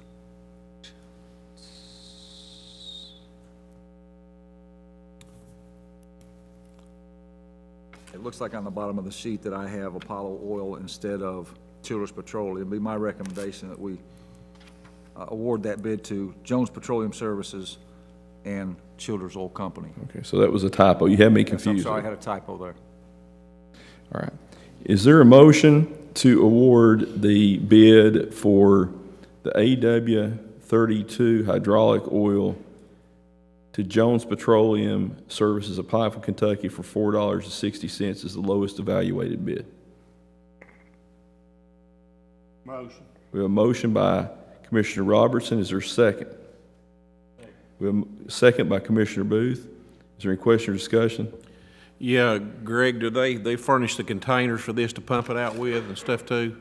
Yes, sir, they do. They're actually going to put new equipment at our locations for our bulk oil. They'll provide the tanks, the pumps, the filters, and accessories. So we'll have brand new equipment. Okay.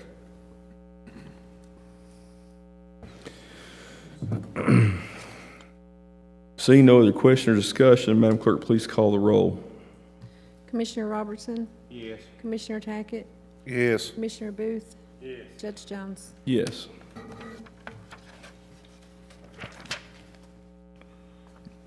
We also had another bid opening on March 14th. These are for our annual March bids. These are kind of extensive, so please bear with me. The first one was bid number 052019 for building materials. There was one bid. It was from J.D. Westcott and Son of South Williamson, Kentucky. It's my recommendation that we award the bid to J.D. Westcott. Okay. Let's go on to the next one. We'll just do these in one motion. Bid number 062019 is for corrugated metal and HDPE. Greg, let me interrupt you. Let's just go ahead and do these individually. Probably need to do them individually. Frankie's not here. I wanted to ask him that. We usually do them all together. We can do them all together. Just go ahead. I'm sorry, go ahead. Okay. Bid number 062019 is for corrugated metal and HDPE plastic drain pipe. There were 4 bids received. The first one was from Huntington Steel from Pikeville, Kentucky. The second was from J.D. Westcott and Son of South Williamson, Kentucky. Number 3 was from MGC Supply of Pikeville, Kentucky. And the fourth one was from Neat Distributing of Dunville, Kentucky. It's my recommendation that we award the bid to all of the above listed vendors. Bid number 072019 is for glass and glass-related products. There were 2 bids. The first bid was from Customer Glass and Carpet of Belfry, Kentucky. The second was from Elliott Supply and Glass of Pikeville. It's my recommendation that we award the bid to both of the above vendors. Bid number 08-2019 is for limestone gravel delivered. There was only 1 bid received. It was from Mountain Aggregate of Lexington, Kentucky. It's my recommendation that we award the bid to Mountain Aggregate. Bid number 092019 is for limestone gravel picked up. There were 3 bids received. The first bid was from Mountain Aggregate of Lexington, Kentucky. The second one bid was from Mountain Enterprise of Lexington, Kentucky. And the third bid was from MGC Supply of Pikeville, Kentucky. It's my recommendation that we award the bid to all of the above listed vendors. Bid number 10-2019 is for plumbing and electrical supplies. There were 9 bidders. First one was Elliott Supply and Glass of Pikeville. The second is J.D. Westcott and Son of South Williamson. The third is Justice Supply Company of Shelbyana. The third is Marlin Manufacturing Company from Orlando, Florida. The fifth is Riverside Supply from Regina, Kentucky. Number 6 is State Electric Supply from Pikeville. Number 7 is Thompson Hardware from Zebulon. Number 8 is Tri-County Auto and Truck Parts from Kemper. Number 9 is Elkhorn City True Value from Elkhorn City, Kentucky. My recommendation is we award this bid to all of the above listed vendors. Bid number 11-2019 is for portable toilets. There was 1 bid received. It was from Busy Bee Portable Toilets. It's my recommendation that we award the bid to that listed vendor. Bid number 12-2019 is for printing. There were 4 bids. The first one was from C&R Office Supply of Pikeville. The second from Chapman Printing of Huntington, West Virginia. The third one is from Consolidated Graphic Communication of Staffordville, Kentucky. And the fourth is from Classic Printing. It's my recommendation that we award the bid to all the above listed vendors. Bid number 13-2019 is for sodium chloride or road salt. We had 4 bidders. Detroit Salt Company of Detroit, Michigan. Cargill Incorporated from North Oldham, Ohio. Morton Salt from Chicago, Illinois. And Compass Minerals from Overland Park, Kansas. It's my recommendation that we award this bid to Cargill Incorporated for a price of $107.31 per ton.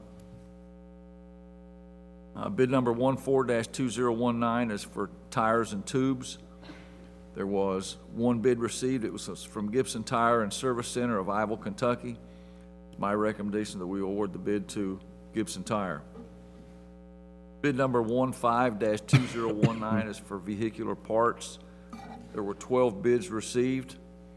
First one was A&S Auto Parts from Elkhorn City. Number 2, Bruce Walters Ford from Pikeville, Kentucky. Number 3, CarQuest from Pikeville. Number 4, Dotson Repair Service from Sidney, Kentucky. Number 5, J&A Truck Parts and Supply from Raccoon. Number 6, Leon's Auto Parts from Robinson Creek. Number 7, Martin's Peterbilt from Pikeville. Number 8, Midstate Equipment from Buchanan, Virginia. Number 9, S&S Hydraulic from Elkhorn City, Kentucky. Number 10, Walters Chevrolet of Pikeville. Number 11 is Wilson Equipment from Lexington. And number 12 is Worldwide Equipment from Pikeville. Bid number 16-2019 is for guardrail. We had one bidder, Neat Steel. They gave us the same bid that we worked off of last year. My recommendation is we award the bid to Neat Steel. Our last bid is bid number 17-2019 for cleaning supplies, chemicals, and related items. There were 7 bids. The first was from Tri-County Auto and Truck Parts of Kemper. Second, BWB Enterprise of Matewan, West Virginia. Number 3, East Kentucky Chemical from Pikeville, Kentucky. Number 4, General Sales from Grayson, Kentucky. Number 7 is Kenway Distributors from Louisville. Number 6 was Riverside Supply from Regina, Kentucky. Number 7 is Stationers from Huntington, West Virginia. It's my recommendation we award the bid to all of the above listed vendors. Mr. Fan, you've got considerably more experience in purchasing than I do. Can you explain, or Mr. Hickman explain, why we are awarding bids to different vendors when they're submitting competing sealed bids? Why do you recommend awarding it to multiple companies? One of the biggest reasons is because geographically our county is spread out so far. That's one of the biggest reasons. If we need a $15 part for one of our trucks, or we need a gallon of some type of transmission oil or lubricant, and we have maybe a couple pieces of equipment, 2 or 3 men, and all of a sudden we need that right then before we can go any further. We don't want to have to wait for a vendor from the other side of the county to come, or send one of our men, you know, an hour across the county to pick up a part and get back, when we can go maybe a quarter of a mile down the road to one of our other vendors and pick up that item. That is one of the biggest reasons. Let me go back through this. If I miss one of these, let me know. Is there a motion to award bid number 052019 for building materials to J.D. Westcott and Son Incorporated, to award bid number 062019 for corrugated metal and HDPE plastic drain pipe to all 4 bidders, being Huntington Steel, J.D. Westcott and Sons Incorporated, MGC Supply, and Neat Distributing? Motion to award bid number 072019 glass and glass-related products to Customer Glass and Carpet, Belfry, Kentucky, and Elliott Supply, and Glass Incorporated, Pikeville, Kentucky. That would be to both vendors. Bid number 082019 limestone gravel delivered to Mountain Aggregates Incorporated. Bid number 092019 limestone gravel picked up to Mountain Aggregates Incorporated and to MGC Supply and to Mountain Enterprises Incorporated in Lexington. Bid number 10-2019 plumbing electrical supplies to all 9 vendors who submitted bids, that being Elliott Supply and Glass, Pikeville, J.D. Westcott and Son Incorporated of South Williamson, Justice Supply Company of Shelbyana, Marlin Manufacturing of Orlando, Florida, Riverside Supply of Regina, Kentucky, State Electric Supply of Pikeville, Thompson's Hardware of Zebulon, Tri-County Auto and Truck Parts of Kemper, and Elkhorn City True Value of Elkhorn City. To award bid number 11-2019 portable toilets to Busy Bee Portable Toilets of Pikeville, Kentucky. To award bid number 12-2019 for printing to C&R Office Supply, Chapman Printing Company, Consolidated Graphic Communications, and Classic Printing. That will be awarded to all 4 of the companies that submitted bids. Bid 13-2019 for sodium chloride or road salt to Cargill Incorporated of North Olmsted, Ohio. Bid 14-2019 tubes and tires to Gibson Tire and Service Center of Ivell, Kentucky. Bid number 15-2019 for vehicular parts 12 bids were received that will be awarded to each of the 12 companies: A&S Auto Parts Incorporated, Bruce Walters Ford, Pikeville, CarQuest of Pikeville, Dotson Repair Service Incorporated of Sidney, Kentucky, J&A Truck Parts and Supply of Raccoon, Kentucky, Leon's Auto Parts at Robinson Creek, Kentucky, Martin's Peterbilt, Pikeville, Kentucky, Midstate Equipment, Buchanan, Virginia, S&S Hydraulic Incorporated of Elk Run City, Kentucky, Waters Chevrolet, Pikeville, Kentucky, Wilson Equipment Company of Lexington, Kentucky, Worldwide Equipment of Pikeville, Kentucky. Also to award bid number 16-2019 for guardrail to Neat Steel. Bid number 17-2019 for cleaning supplies, chemicals, and related items to all 7 of the vendors that applied or submitted bids: Tri-County Auto and Truck Parts of Kemper, BWB Enterprises of Matewan, East Kentucky Chemical Pikeville, General Sales Company of Grayson, Kenaway Distributors of Louisville, Riverside Supply LLC of Regina, and Stationers Incorporated, Huntington, West Virginia. Is there a motion? We have a motion to award the bids as stated by Commissioner Booth. Is there a second? There's a second by Commissioner Tackett. Is there any question or discussion? Seeing none, Madam Clerk, please call the roll. Commissioner Robertson? Yes. Commissioner Tackett? Yes. Commissioner Booth? Yes. Judge Jones? Yes. Thank you, sir. Thank you. Next item before the court is the approval. It's the Pike County Road Supervisor's Report. Mr. Little, would you get us through that as quick as possible? I will try my best, but I also have a road extension that for approval. Okay, Mr. Keene has that. Before we do it, is this a first reading? Yes, this would be the first reading. We'd ask Mr. Keene to give us a first reading of. Judge, this will be the first reading, but there's also a matter here on the length of the road that we'll need Fabian to explain a little bit. As we had discussed before, we had some roads out in the county that maybe we didn't have accurately measured. And as I understand it from talking to Fabian, we've been maintaining 2.7 miles, but we've only got 2.0 on the books. Yeah. Is that correct? Correct. And he's provided a report to the court. If I understand correctly, what we're wanting to do is accurately reflect that we're currently maintaining 2.7 and extend that by 0.2 miles. Is that right, Fabian? Exactly, with a total being 2.9 miles. Okay. This will be the first reading of the extension, the 2/10 extension. Whereas it has been determined. Not correct. Wait a second here.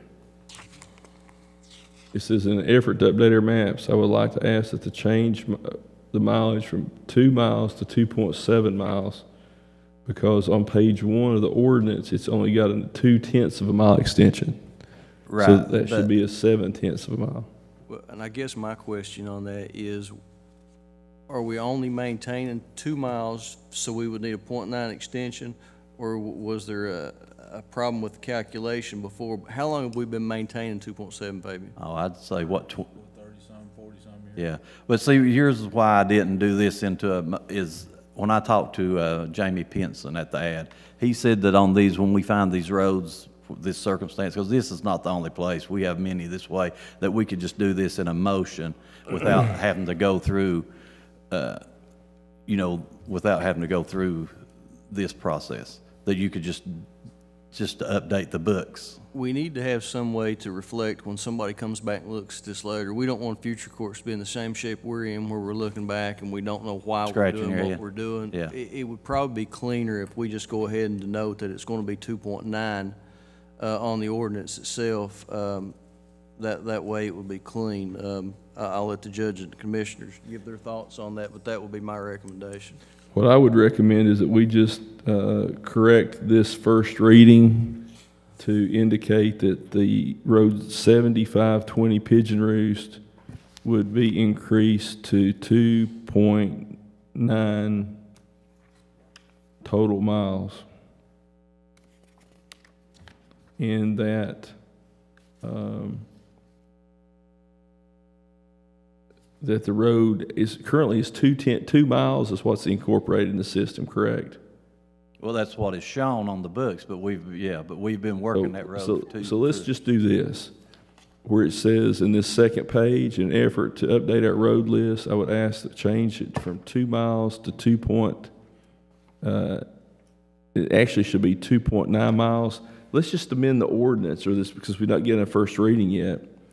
Let's just amend this to take in 0.9. 0.9 of a mile. Okay.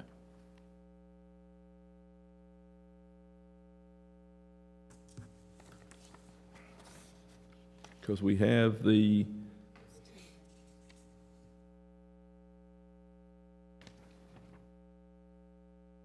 I'm not sure that the petition doesn't need to be changed too, though. Well, then, okay, we can do that. And let's pass. We can do that. I don't know what. I think the petition's probably okay because it lists the history of its 2.0, but we're taking care of 2.7, but it does in the last sentence indicate that it would make a total mileage of 2.9.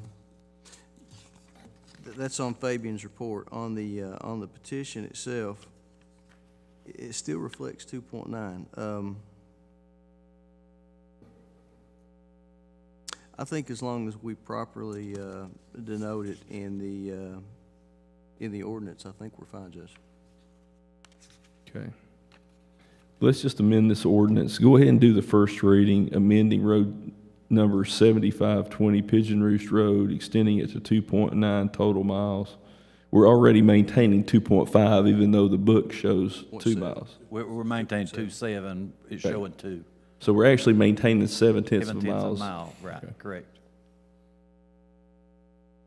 You want to restate the? Yeah, so what we should do on the length, instead of noting 0.2 extension, we will note a 0.9 extension for a total of 2.9 miles, and I think that will clarify it. I think that's correct. Okay. This will be the first reading as discussed.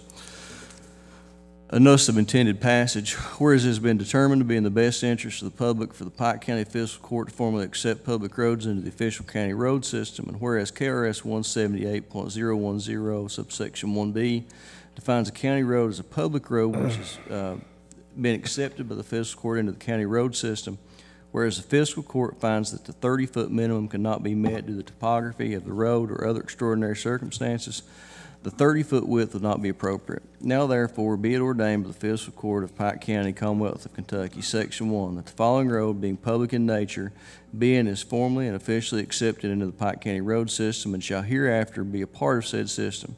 Road number 7520, road name Pigeon Roost, length 0.9 extension for a total of 2.9 miles. Approved by fiscal court, 19th day of March 2019. All right. So we have a first reading, and that will be placed on the next agenda after it's published for to extend that road to 2.9 miles. Yep. All right. Sir, you may proceed with your road supervisor's report. Okay.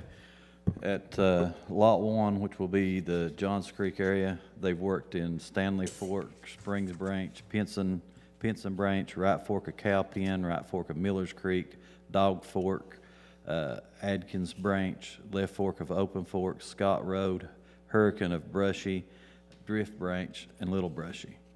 The roads that they will need to work would be the Left Fork of Joe's Creek, Spears Branch on Lower Johns Creek, Coal Run Hill, and Dog Fork. I had prepared here about the list of where they'd work slides. I mean, for time, you want me to leave that out? Just go ahead and do them all. All right.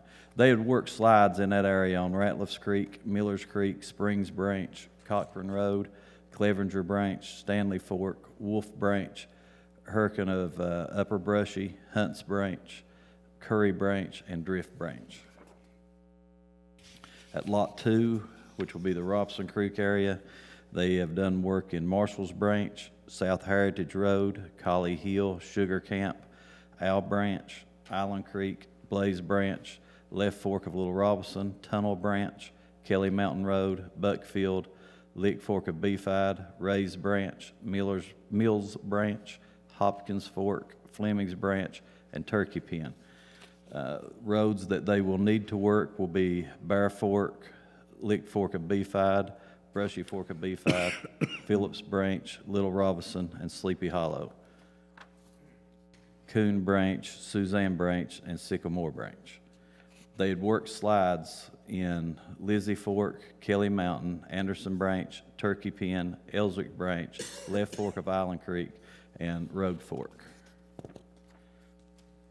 Lot 3, which would be the Belcher area, they had done road work in West Road, Sloan's Branch, Jimmy's Creek, Upper Branch, Grassy Creek, Victor Adkins Road, Upper Pompey, Darius Sullivan Road, Ramey Fork, Kittle Camp, Honey Fork, South River Road. They will need to do work in River Road, Jonacan Branch, Anderson Road, Justice Hollow, Dix Fork, Lower Camp, Upper Camp, and Chimney Fork. They had removed slides in Grassy, Victor Adkins Road, Upper Pompey Branch, Ramey Fork, River Harrican, Kittle Camp, and Darius Sullivan Road. Lot 4, which will be the Marbone area, they've done work in Kendrick Fork, Second Hill Road, Sulphur Springs, Campbell Lane, Right Fork of Upper Cloy, Ivy Fork, Adam Collins Road, Left Fork of Ivy Fork, Left Fork of Upper Cloy, Wolf Pit, 3C Road, Upper Cloy, Ramey Fork, Grassy Branch, Dry Fork of Shelby, Adams Branch, Thacker Road, Victor Adkins Road, Mill Branch, Little Branch, Bowling Fork, and Red Creek.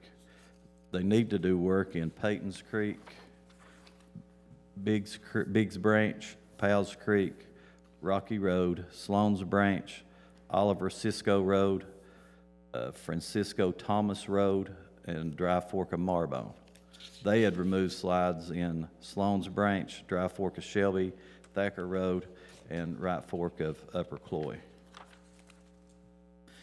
Lot 5, which would be the Phelps area, they had worked in Sunshine Lane, Varney Branch, Board Fork, Pounding Mill Road, Spring Street, Pickle Bean Hollow, Upper Blackberry, Little Blue Springs, Bones Branch, River Road, Pritchard Fork, Left Fork of Blackberry, and Big Blue Springs.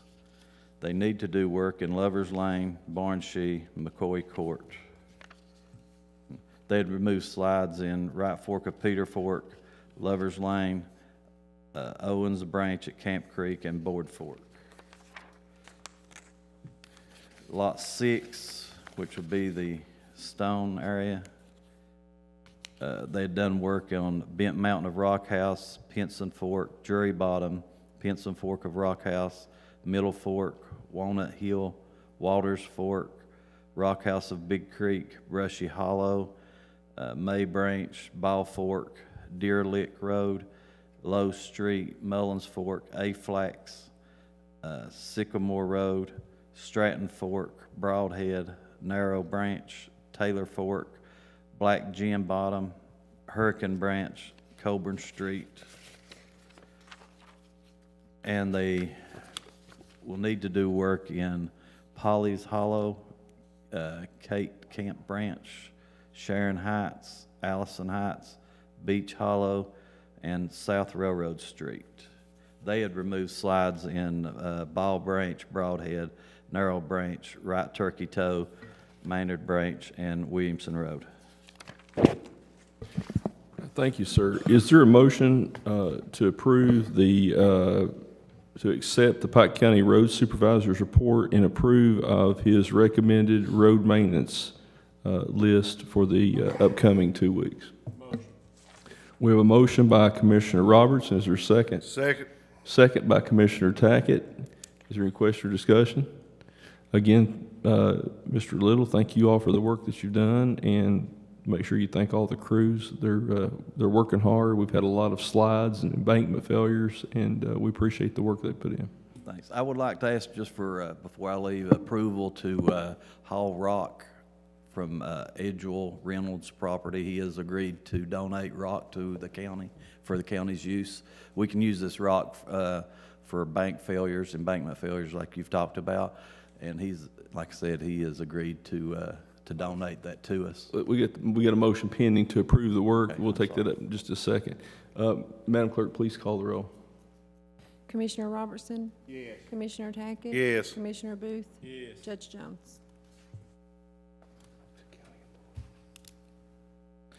The next matter is, before the court, is to accept a donation of rock from Edgel Reynolds of road construction down there. Exactly, yes. And allow us to take our equipment on the property to load and haul that rock. And just to make sure we're okay with that, we'll go ahead and entertain the motion, authorize it, but we'll get the county attorney to make sure that that's appropriate for us to do that. I don't see why it wouldn't be. Right. Of course, you know, that came up once before. At first blush, I think it would be, but let's take a look at it, just to be certain. We just want to make sure we're safe on it. We'll go ahead and authorize it, but before we pick it up, let's do a little legal research and stuff on it. Well, that's perfectly fine. That's why I wanted to bring it up. That'll save us a lot of money. A lot of money. A lot of money. And we appreciate Mr. Reynolds being willing to donate that rock to the county because sometimes, as I understand it, you have to run quite a long distance to find rock. Yeah, exactly. And like they've said, it runs into quite an expense also. Expense, Yeah. So we have a motion on the floor by Commissioner Robertson. Is there a second? Second. We have a second by Commissioner Booth to allow us to accept a donation of rock from Edgel Reynolds. Is there any question or discussion? Seeing none, Madam Clerk, please call the roll. Commissioner Robertson? Yes. Commissioner Tackett? Yes. Commissioner Booth? Yes. Judge Jones? Yes. Thank you, sir. Mr. King, that brings us to executive session. Would you please read the relevant portions of the Kentucky Revised Statute? We'll need to adjourn to executive session as authorized by KRS 61-810 to discuss pending litigation and discuss specific personnel issues. Is there a motion to enter into executive session? Motion. We have a motion by Commissioner Tackett. Is there a second? Second. We have a second by Commissioner Booth. Madam Clerk, please call the roll. Commissioner Robertson? Yes. Commissioner Tackett? Yes. Commissioner Booth? Yes. Judge Jones? Yes. We will stand in recess. Do we have a motion to adjourn from executive session? Motion. Motion by Commissioner Tackett. Is there a second? Second. Second by Commissioner Robertson. Madam Clerk, please call the roll. Commissioner Robertson? Yes. Commissioner Tackett? Yes. Commissioner Booth? Yes. Judge Jones? Yes. Next item is authorization for personnel decisions and approval of salaries. Mr. Maynard, would you please present my recommendations to the court? Yes, Judge. The following items are up for approval. It is approval to terminate John Willis, approval to terminate Ethan Willis, approval to terminate Kirby Addington, and approval to terminate Thomas Green. These are my recommendations. Is there a second? Second. We have a second by Commissioner Robertson. Excuse me. Is there any question or discussion?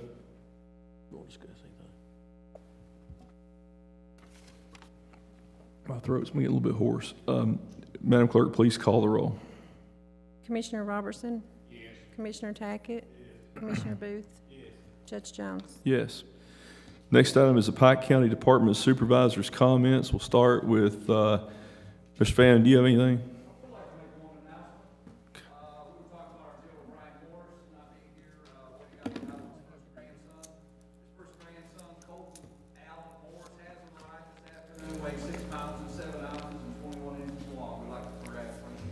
Congratulations to the Morris family on the new arrival.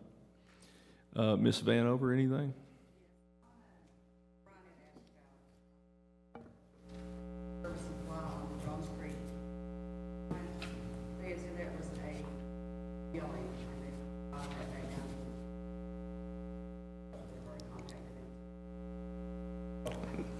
Thank you. Good catch, sir, Commissioner Booth. Mr. Ratliff, anything? Mr. Hensley? Mr. Williamson? Mr. Sanders? Mr. Kaiser? Mr. Tackett? Mr. Little, we've heard from you. Anything else? We have no public comment. Next matter is the Pike County Deputy Judge Executive's comments. Mr. Hickman, anything? Just real quick, Judge, the only thing is to let everybody know that's watching that your solid waste bill will look different after April 1st when that new billing comes out, and you will be able to see your aging of current 30, 60, 90, and over 90 day. So the bill is going to look different. Just read it, and if you have any questions, just give us a call.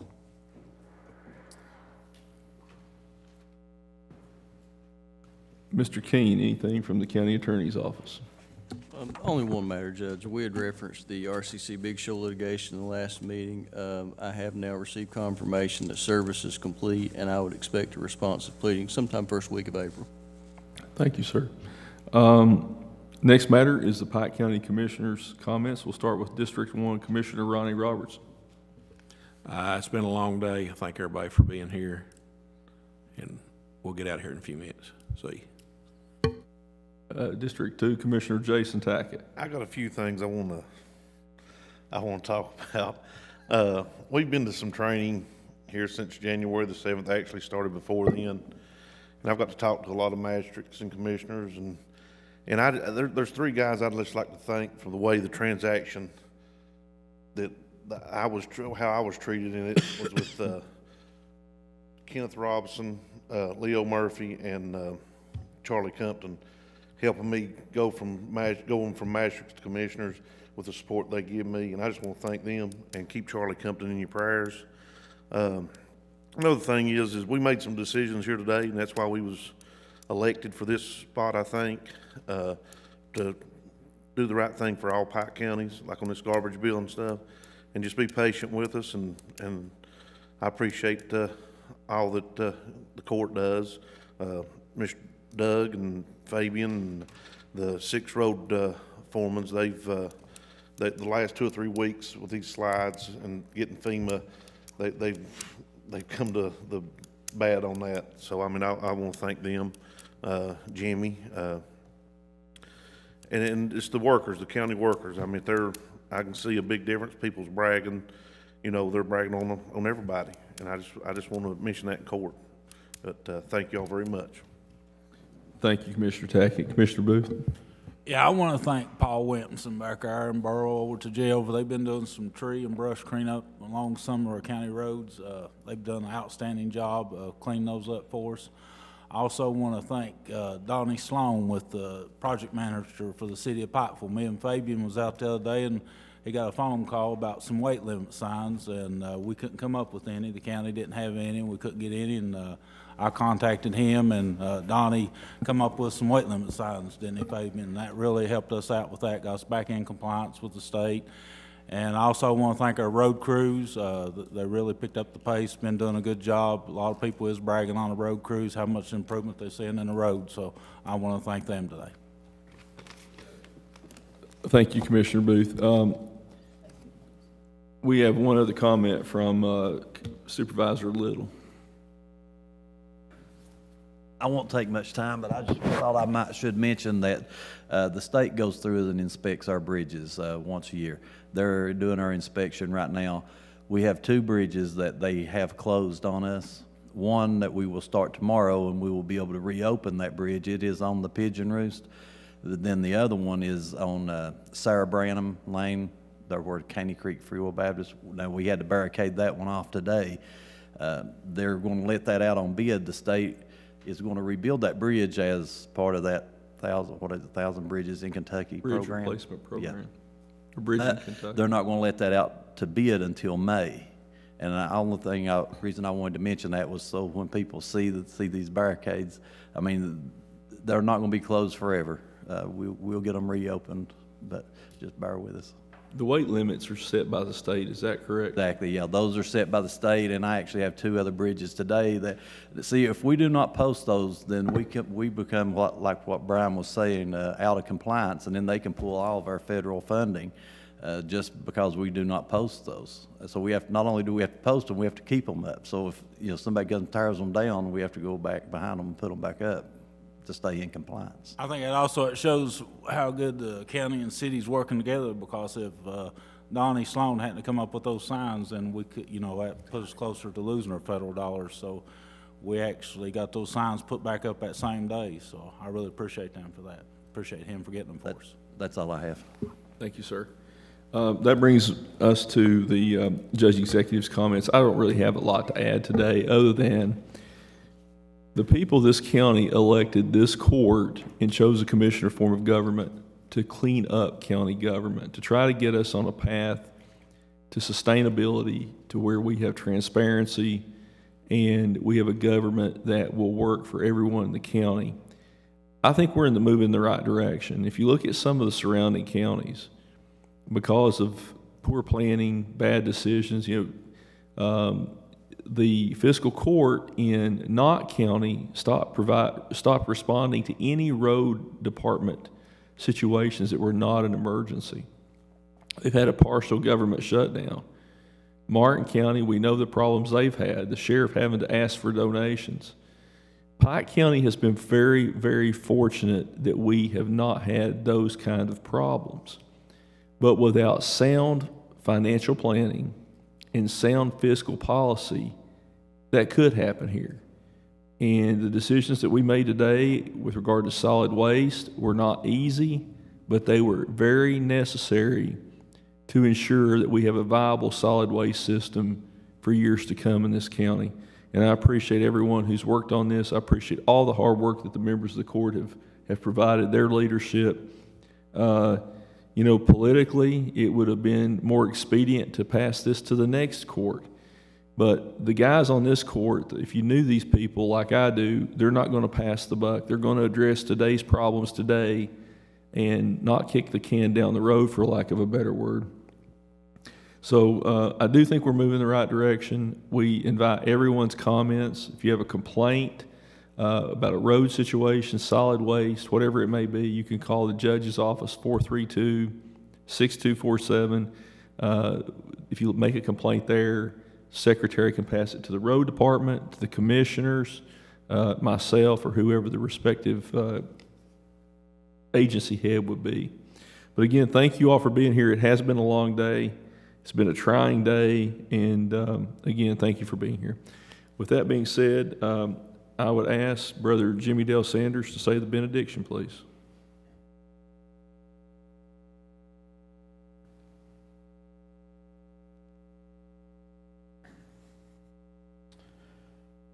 Once again, we thank you, O Lord, for another day. And we pray that decisions being made by this court today will go good with the people. We know there'll be disappointments, and we know there'll be some okay with it, and some won't be. And we know decisions we have to make in life are not always important to everybody. But I want to ask all the people to be patient, be long-suffering, and look over all of us, because all we're doing is trying to do the best for Pike County.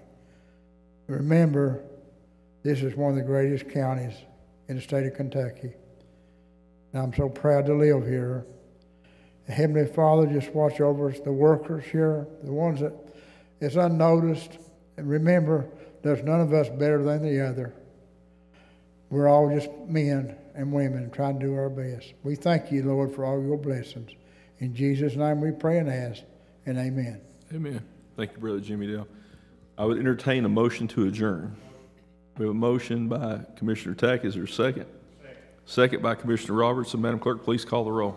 Commissioner Robertson? Yes. Commissioner Tackett? Yes. Commissioner Booth? Yes. Judge Jones? Yes, we are adjourned.